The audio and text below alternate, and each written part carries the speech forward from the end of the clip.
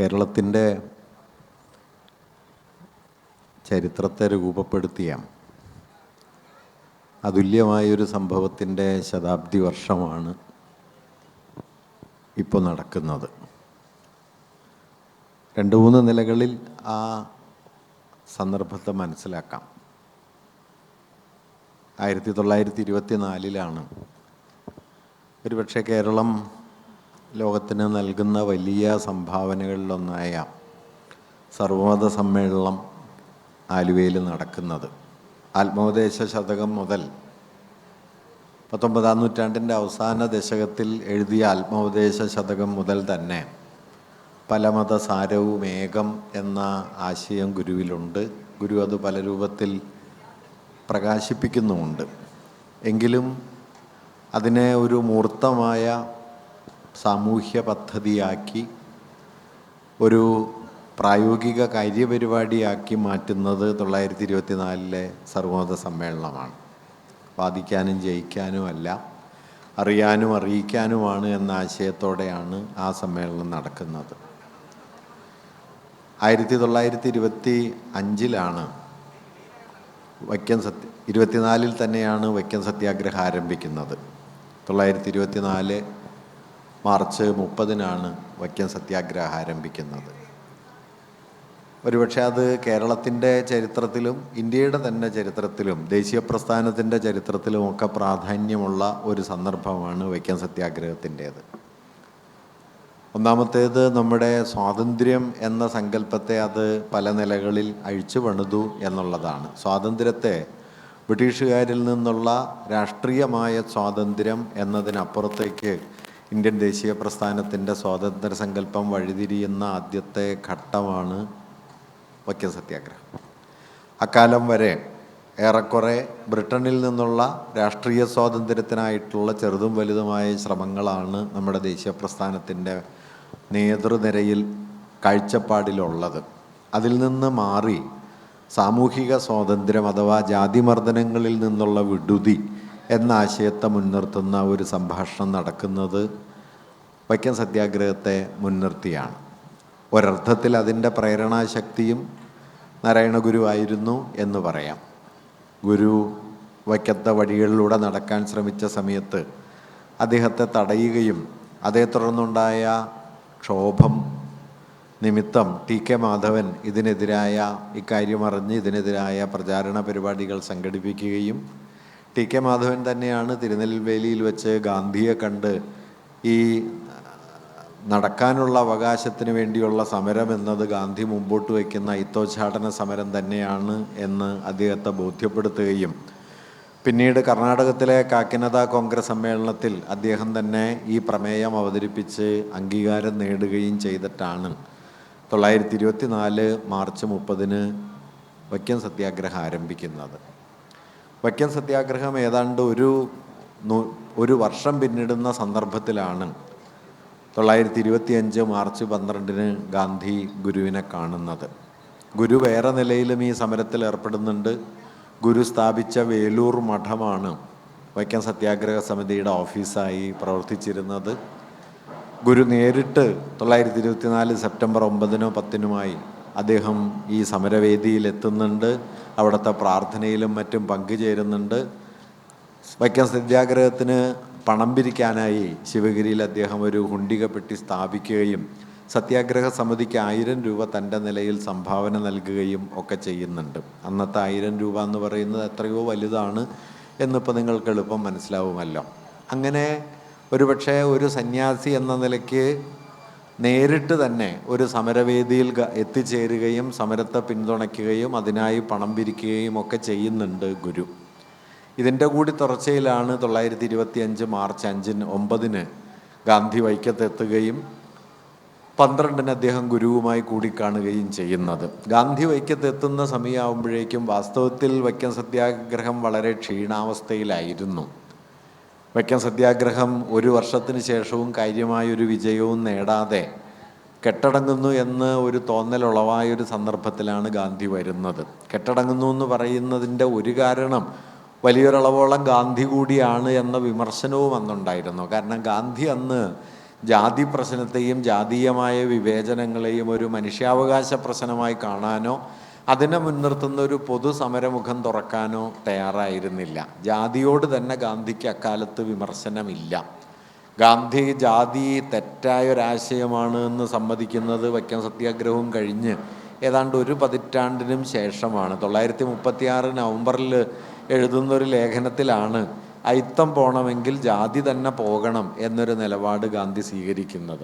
അതിനു മുമ്പ് ജാതി എന്ന് പറയുന്നത് മനുഷ്യർക്കിടയിലെ പലതരത്തിലുള്ള തൊഴിൽ വിഭജനപരമായൊരു ക്രമീകരണമാണ്, അതിൽ തന്നെ കുറ്റമല്ല, അയിത്തമാണ് തെറ്റായിട്ടുള്ളത് എന്നൊരു വീക്ഷണമാണ് ഗാന്ധിക്കുണ്ടായിരുന്നത്. ഗാന്ധിയുടെ ജാതിവിരുദ്ധമായ നിലപാടിനെ അടിസ്ഥാനപരമായി പരിമിതപ്പെടുത്തിയ ഒരു സംഗതിയായിരുന്നു അത്.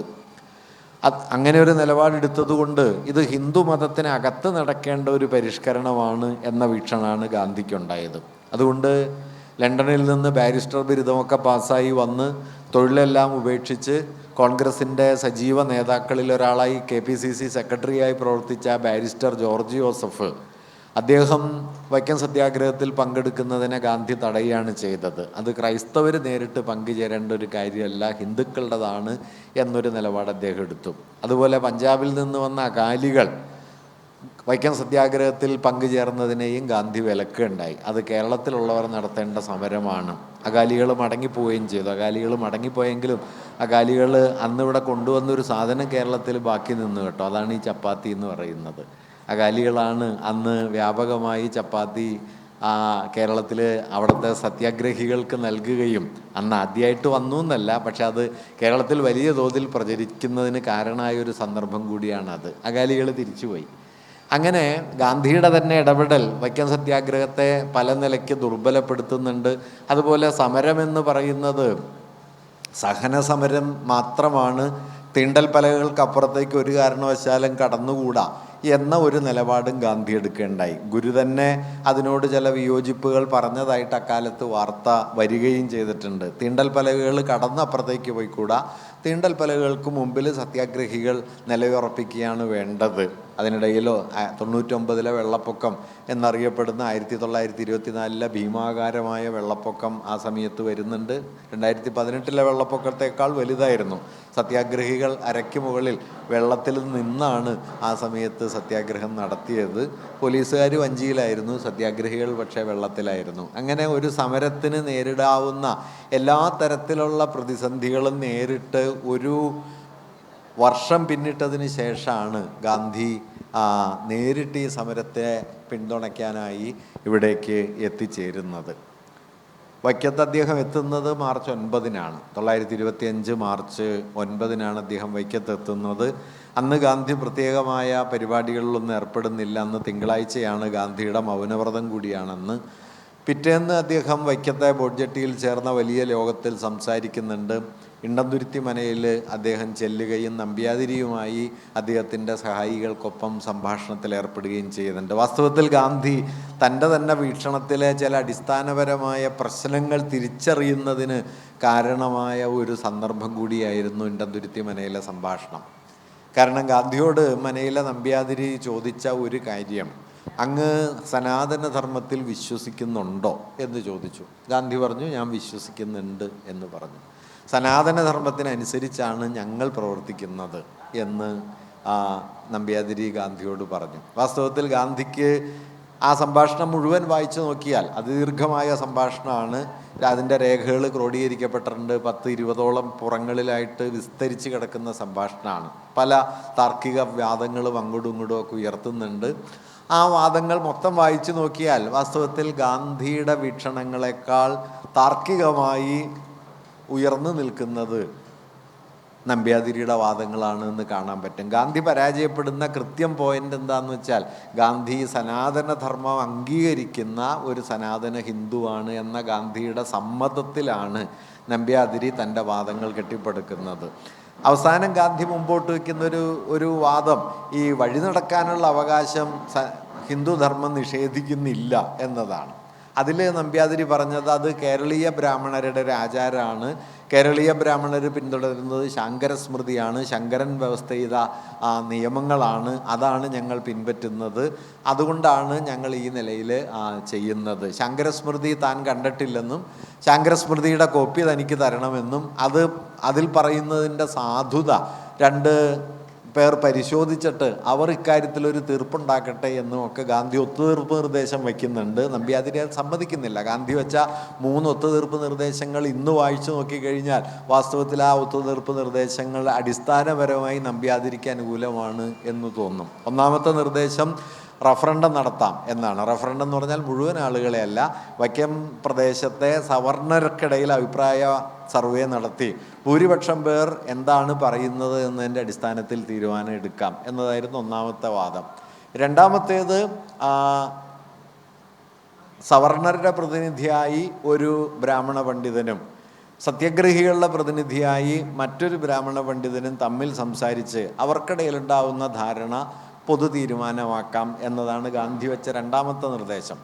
മൂന്നാമത്തെ നിർദ്ദേശമായിട്ടാണ് അദ്ദേഹം ഈ ശാങ്കരസ്മൃതി വന്നപ്പോൾ ശാങ്കരസ്മൃതി പരിശോധിച്ച് ഇക്കാര്യത്തിൽ അറിവുള്ള പണ്ഡിതന്മാരൊരു തീരുമാനം പറഞ്ഞാൽ അതനുസരിച്ച് നമുക്ക് അന്തിമ തീരുമാനം ഉണ്ടാക്കാം. ഈ 3 വാദഗതികളും വിശദാംശത്തിൽ നോക്കിയാൽ സനാതനി എന്ന് അവകാശപ്പെടുന്ന നമ്പ്യാതിരിയുടെ വാദഗതികളോട് ചേർന്ന് പോകുന്നതാണ് വിശാലാർത്ഥത്തിൽ. പക്ഷേ നമ്പ്യാതിരി ഇത് സമ്മതിക്കുകയുണ്ടായില്ല. അതുകൊണ്ട് അന്ന് ചർച്ചയിൽ ഒത്തുതീർപ്പുണ്ടായില്ല. ആ ചർച്ച മൊത്തം നോക്കിയാൽ താനൊരു സനാതന ഹിന്ദുവാണ് എന്ന, സനാതനധർമ്മം പിൻപറ്റുന്ന ആളാണ് എന്ന ഗാന്ധിയുടെ സമ്മതത്തെ ആയുധമാക്കിക്കൊണ്ടാണ് നമ്പ്യാതിരി തൻ്റെ വാദങ്ങളെ സമർത്ഥിക്കുകയും ഗാന്ധിജിക്ക് കാര്യമായി അവിടെ മുമ്പോട്ട് പോകാൻ പറ്റാതിരിക്കുകയും ചെയ്തത്. മറ്റു കാര്യങ്ങൾ നിങ്ങൾക്കറിയാമല്ലോ. ഗാന്ധിയെ മനയിൽ പ്രവേശിപ്പിക്കേണ്ടായില്ല.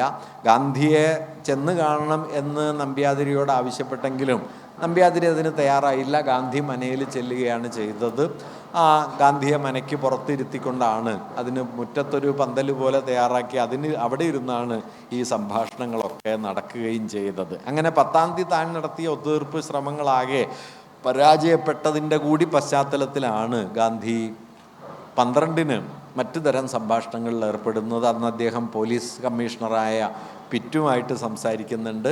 മറ്റൊരു പ്രധാനപ്പെട്ട രാജ്ഞിയായിട്ടുള്ള തിരുവാങ്കൂർ രാജപദവിയുടെ ചുമതലയുള്ള സേതു പാർവതി ലക്ഷ്മിഭായിയോട് സംസാരിക്കുന്നുണ്ട്. അങ്ങനെയുള്ള സംഭാഷണങ്ങളൊക്കെ കഴിഞ്ഞിട്ടാണ് ഗാന്ധി ഉച്ചയ്ക്ക് 3 മണിയോടെ വർക്കലയിലെ വനജാക്ഷി മന്ദിരം എന്നു പേരായ ഒരു വീട്ടിൽ വെച്ചാണ് ഗാന്ധിയും ഗുരുവും കൂടി കാണുന്നത്. ഗുരുവിൻ്റെ അടുത്ത അനുയായികളിലൊരാളായ ആലുംമൂട്ടിൽ ഗോവിന്ദദാസ് എന്നു പേരായ ഒരാളുടെ മകളുടെ പേരിൽ പണിത കെട്ടിടമാണത്. ആ കെട്ടിടത്തിന് അന്നത്തേക്ക് പേര് മാറ്റി ഗാന്ധി ആശ്രമം എന്ന പേരെല്ലാം നൽകി ആ വീട്ടിൽ വെച്ചാണ്, അവിടെ വെച്ചാണ് ഗാന്ധിയും ഗുരുവും തമ്മിൽ കൂടി കാണുന്നത്. ഗാന്ധിയോടൊപ്പം ഗാന്ധിയുടെ മകനൊന്ന് വന്നിട്ടുണ്ട്. രാംദാസ് ഗാന്ധിയുണ്ട്, രാജഗോപാലാചാരിയുണ്ട്, ഗാന്ധിയുടെ പ്രൈവറ്റ് സെക്രട്ടറിയായി ദീർഘകാലം പ്രവർത്തിച്ച മഹാദേവ ദേശായി ഉണ്ട്. അങ്ങനെ ഒരു സംഘം ആളുകളാണ് അന്ന് ഈ വനജാക്ഷി മന്ദിരത്തിൽ എത്തിച്ചേരുന്നത്. ഗുരു ഗാന്ധി വരുന്നതിന് മുമ്പേ അവിടെ എത്തിയിരുന്നു. ഗുരുവിൻ്റെ അനുയായികളായിട്ടുള്ള ടി.കെ. മാധവനുണ്ട്, സി.വി. കുഞ്ഞിരാമനുണ്ട്, അതുപോലെ തന്നെ എൻ കുമാരൻ എന്നു പേരായ, കുമാരൻ ആശാനല്ല, എൻ കുമാരൻ എന്നു പേരായ SNDP യോഗത്തിൻ്റെ നേതാക്കളിലൊരാൾ. അദ്ദേഹം പിന്നീടൊരു ജഡ്ജിയായിട്ടെല്ലാം പ്രവർത്തിച്ച ഒരാളാണ്. എൻ കുമാരനുണ്ട്. ഗുരുവിൻ്റെ ഏറ്റവും പ്രിയപ്പെട്ട ശിഷ്യനായ സത്യവ്രത സ്വാമികളുണ്ട്, അതുപോലെ തന്നെ ബോധാനന്ദ സ്വാമികളുണ്ട്. അങ്ങനെ ഗുരുവിൻ്റെയും അനുയായികളുടെ ഒരു കൂട്ട ആളുകൾ ഗുരുവിനോടൊപ്പവും ഉണ്ടായിരുന്നു. ഈ 2 സംഘങ്ങളും തമ്മിൽ 3 മണിയോടെയാണ് കണ്ടുമുട്ടിയത്. അതിദീർഘമായൊരു സംഭാഷണമൊന്നുമല്ല. ആ സംഭാഷണം രേഖപ്പെടുത്തപ്പെട്ടിട്ടുണ്ട്. കെ ദാമോദരൻ BA എന്നു പേരായ ഒരാൾ രേഖപ്പെടുത്തിയതാണ് ഇന്ന് നമുക്ക് ലഭ്യമായിട്ടുള്ളത്. ടി.കെ. മാധവനാണ് അത് പകർത്തിയത് എന്നാണ് പൊതുവെ പറയുന്നത്. ദാമോദരൻ BA എന്ന് പറയുന്ന ആളുടെ പുസ്തകത്തിൽ നിന്നാണ് ആ ഡോക്യുമെൻ്റ് ഇപ്പോൾ നമുക്കുള്ളത്. എല്ലാം കൂടി വായിച്ചു നോക്കിയാൽ ഒരു 2 പേജ് 2.5 പേജ് മാത്രം ദൈർഘ്യമുള്ള ഒരു സംഭാഷണമാണ്. ആ സംഭാഷണം ആദ്യം അവിടെ തുടരുന്നെങ്കിലും അന്ന് വൈകുന്നേരം ഗാന്ധി ശിവഗിരി മഠത്തിൽ താമസിക്കുന്നുണ്ട്. ഗുരുവുമായി പിന്നെയും സംസാരിക്കുന്നുണ്ട്. ആ സംഭാഷണങ്ങളിലും ചില ആശയങ്ങൾ അവർ തമ്മിൽ പങ്കുവയ്ക്കുകയും ചെയ്യുന്നുണ്ട്. എന്താണ് ഈ 2 പേജ് മാത്രം ദൈർഘ്യമുള്ള സംഭാഷണത്തിൻ്റെ പ്രാധാന്യം എന്തിനാണ് നമ്മൾ 100 വർഷം കഴിഞ്ഞിട്ട് ഏതാണ്ട് ഒരു 10 മിനിറ്റോ മറ്റോ ഇവർ തമ്മിൽ സംസാരിച്ചതിൻ്റെ ഈ രേഖയെ മുൻനിർത്തി ഇത്രമേൽ വലിയ ആലോചനകൾക്ക് തുടക്കം കുറിക്കുന്നത്, അല്ലെങ്കിൽ ആലോചിക്കേണ്ടി വരുന്നത് എന്ന് ചോദിച്ചാൽ, അത് ജാതിയെ സംബന്ധിച്ച് ദേശീയ പ്രസ്ഥാനവും വലിയൊരളവോളം ഗാന്ധിയും വച്ചു പുലർത്തിയിരുന്ന വീക്ഷണങ്ങളിൽ നിർണായകമായ ചില തിരുത്തലുകൾ വരുത്താനായിട്ട് ഗാന്ധിക്ക് പ്രേരണയായ 2 കാര്യങ്ങളിലൊന്ന് ഈ സംഭാഷണമാണ്. 2 കാര്യങ്ങളിലൊന്ന് എന്ന് പറയുന്നത് ഗുരുവുമായുള്ള ഈ സംഭാഷണമാണ്. രണ്ടാമത്തേത് 1931 ഓഗസ്റ്റ് 14 രണ്ടാം വട്ട മേശ സമ്മേളനത്തിന് പുറപ്പെടുന്നതിൻ്റെ തലേന്ന് അംബേദ്കർ ഗാന്ധിയുമായി നടത്തിയ കൂടിക്കാഴ്ചയിൽ അവർ തമ്മിലുണ്ടായ ചില സംഭാഷണങ്ങളാണ്. ഈ 2 സംഭാഷണങ്ങളാണ് വാസ്തവത്തിൽ ഗാന്ധിയുടെ വീക്ഷണത്തെ വലിയ തോതിൽ മാറ്റിയത്. അതിൽ ഗാന്ധി ഗുരുവിനെ കണ്ട സമയത്ത് 4-5 കാര്യങ്ങളാണ് ഗാന്ധി ചോദിക്കുന്നത്. ഗാന്ധി ചോദിക്കുന്നതൊക്കെ ഏതാണ്ട് യെസ് ഓർ നോ ക്വസ്റ്റ്യൻ എന്ന മട്ടിൽ ഒറ്റ വാക്കിൽ ഉത്തരം പറയാവുന്ന മട്ടിലുള്ള ചോദ്യങ്ങളാണ്. പക്ഷെ ഗുരു ഓരോ ചോദ്യത്തോടും പ്രതികരിക്കുന്നത് ഒറ്റ വാക്കിലല്ല, മറിച്ച് നേരിട്ട് ഗാന്ധിയെ ഖണ്ഡിക്കുന്നു എന്ന് തോന്നില്ലെങ്കിലും, അങ്ങനെ ഒരു താർക്കികമായ എതിർവാദമായിട്ട് തോന്നില്ലെങ്കിലും, ഫലത്തിൽ ഗാന്ധിയുടെ വീക്ഷണങ്ങളെ പല നിലകളിൽ തിരുത്തുന്നതായിരുന്നു ഗുരുവിൻ്റെ അഭിപ്രായങ്ങൾ.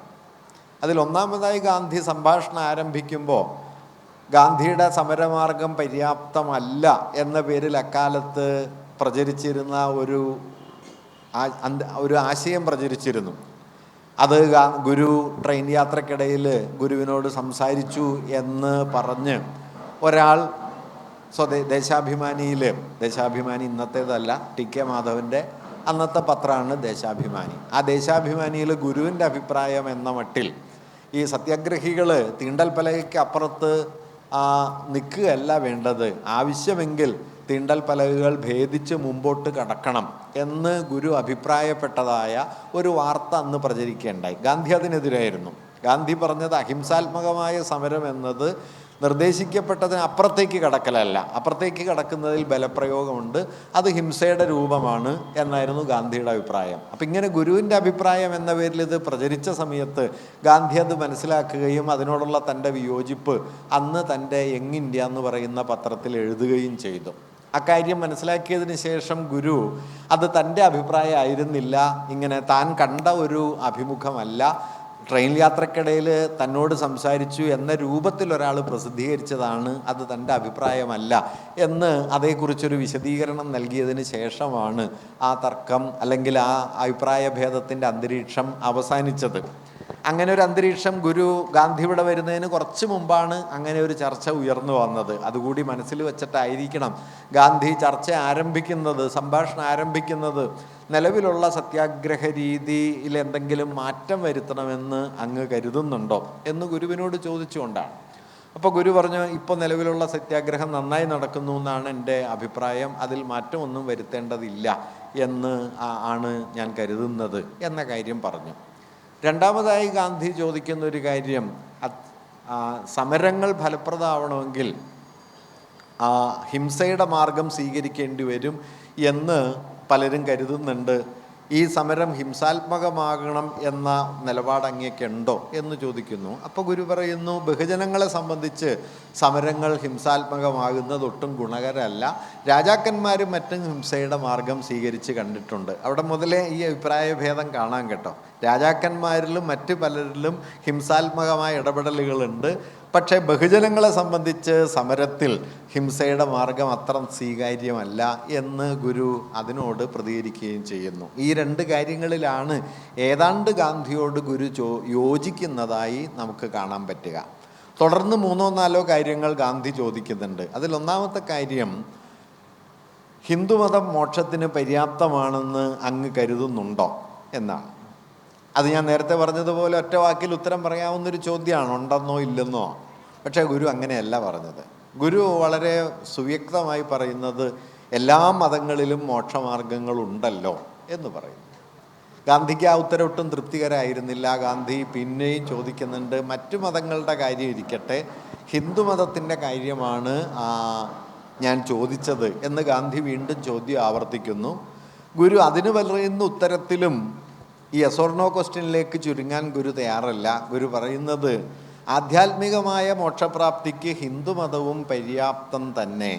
പക്ഷേ ജനങ്ങൾ ആധ്യാത്മികമായ മോക്ഷത്തേക്കാൾ ലൗകികമായ സ്വാതന്ത്ര്യമാണ് കൂടുതലായി ആഗ്രഹിക്കുന്നത്. ഇത് വളരെ കൗതുകമുള്ളൊരു കാര്യമാണ്. ലൗകിക സ്വാതന്ത്ര്യമാണ് ജനങ്ങളുടെ ആഗ്രഹമെന്ന് പറയുന്നതൊരു സന്യാസിയാണ്. ആധ്യാത്മിക മോക്ഷത്തിന് ഈ മതം പോരെന്ന് ചോദിക്കുന്നത് പൊളിറ്റിക്കൽ ലീഡർഷിപ്പിലുള്ള ആളാണ്. തിരിച്ചു ചോദിക്കേണ്ടതാണ്. വാസ്തവത്തിൽ പൊളിറ്റിക്കൽ ലീഡർഷിപ്പിലാണ് ഗാന്ധി നിൽക്കുന്നത്. ഗാന്ധി ചോദിക്കുന്നത് മോക്ഷത്തെക്കുറിച്ചാണ്. ഗുരു സന്യാസിയാണ്, പക്ഷെ ഗുരു പറയുന്നത് ലൗകിക സ്വാതന്ത്ര്യത്തെക്കുറിച്ചാണ്. ഇത് വളരെ പ്രധാനപ്പെട്ടൊരു കാര്യമാണ്. എന്താണ് ഗുരു എന്ന് മനസ്സിലാക്കാൻ കൂടി ഇപ്പം ഗുരു ഹിന്ദു സന്യാസിയാണെന്നൊക്കെ കവലതോറും ആളുകൾ പ്രസംഗിക്കുന്നില്ല. അതുകൊണ്ടുകൂടിയാണ് ഞാനിത് പറഞ്ഞത്. ഇതിനൊക്കെ വളരെ മുമ്പേ ഗുരു ഇത് പറയുന്നുണ്ട് കേട്ടോ. 1916 ജൂലൈ 16 പട്ടത്താനത്ത് ഗുരുവിൻ്റെ അനുയായിയായ അച്യുതൻ മേശ്രി എന്ന് പറയുന്ന ആൾ പണികഴിപ്പിച്ച ഒരു കെട്ടിടത്തിൻ്റെ ഉദ്ഘാടനത്തിന് ഗുരു പ്രസംഗിക്കുന്നുണ്ട്. ആ സംഭാഷണത്തിൽ ഗുരു പറഞ്ഞ ഒരു വാക്യം ഇങ്ങനെയാണ്. ഒരു വാക്യമല്ല, കുറച്ച് കാര്യങ്ങൾ അദ്ദേഹം പറഞ്ഞു. അതിലൊരു ഭാഗം ഇങ്ങനെയാണ്: ഇന്ന് നിലവിലിരിക്കുന്ന ഏതെങ്കിലും ഒരു മതവുമായി നമുക്ക് പ്രത്യേകിച്ച് യാതൊരു സംബന്ധവുമില്ല. എല്ലാ മതങ്ങളും നമുക്ക് സമ്മതമാണ്. ഇത് ഗുരുവിൻ്റെ വാക്യമാണ്. ഇന്ന് നിലവിലിരിക്കുന്ന ഏതെങ്കിലും ഒരു മതവുമായി നമുക്ക് പ്രത്യേകിച്ച് യാതൊരു സംബന്ധവുമില്ല. എല്ലാ മതങ്ങളും നമുക്ക് സമ്മതമാണ്. പിന്നെ അദ്ദേഹം ഒരു കാര്യം കൂടി പറയുന്നുണ്ട്: നാം ഹിന്ദു ദേവാലയങ്ങളിൽ പ്രതിഷ്ഠ നടത്തിയത് ഹിന്ദുക്കളിൽ ചിലർ നമ്മോട് ആവശ്യപ്പെട്ടത് കൊണ്ടാണ്. മുസ്ലിങ്ങളോ ക്രിസ്ത്യാനികളോ ആവശ്യപ്പെട്ടാലും അവർക്ക് വേണ്ടത് ചെയ്തു കൊടുക്കാൻ നമുക്ക് സമ്മതമാണ്. ഇത് വൈക്കം സത്യാഗ്രഹത്തിനും ഒരു പതിറ്റാണ്ട് മുമ്പ് ഗുരു പറഞ്ഞു കഴിഞ്ഞതാണ്. വാസ്തവത്തിൽ ഈ ആശയം ഒട്ടും പുതിയതല്ല. 1894 ആത്മോപദേശ ശതകം. ആത്മോപദേശ ശതകത്തിൽ ഗുരു പറയുന്നുണ്ട്: പല മതസാരവും ഏകം എന്നു പാരാതുലകിലൊരാനയിൽ അന്ധരെന്ന പോലെ പലവിധ യുക്തി പറഞ്ഞ് പാമരന്മാർ അലവത് കണ്ട് അലയാതെ അമർന്നിടേണം.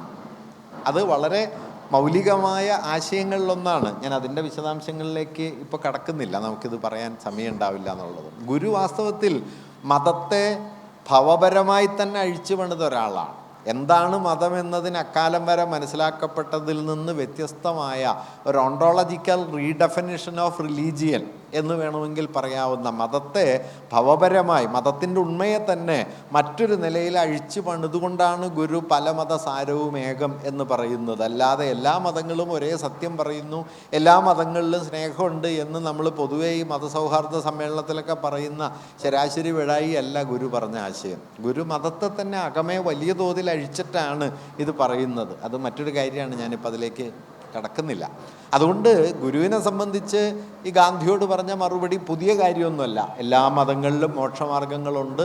ഹിന്ദു മതത്വവും ആധ്യാത്മിക മോക്ഷത്തിന് പര്യാപ്തമാണ്. പക്ഷെ ജനങ്ങളുടെ അഭിലാഷം ആധ്യാത്മികമായ മോക്ഷമല്ല, ലൗകിക സ്വാതന്ത്ര്യമാണ് എന്ന് പറയും. അപ്പോൾ ഗാന്ധി ഗുരുവിനോട് ചോദിക്കുന്നു: അതിനായിട്ടാണല്ലോ ഞാൻ പരിശ്രമിക്കുന്നത് എന്ന്. സ്വാതന്ത്ര്യത്തിന് വേണ്ടി. ഗുരുവിൻ്റെ കുറച്ചൊരു ഉപഹാസമുള്ള, ഒളിച്ചു വച്ച ഒരു ഒരു വിമർശനം വേണമെങ്കിൽ കാണാവുന്ന ഒരു മറുപടി ഇന്നത്തെ നില വെച്ച് നോക്കിയാൽ അങ്ങ് പല ജന്മം ജനിക്കേണ്ടി വരും എന്നാണ്.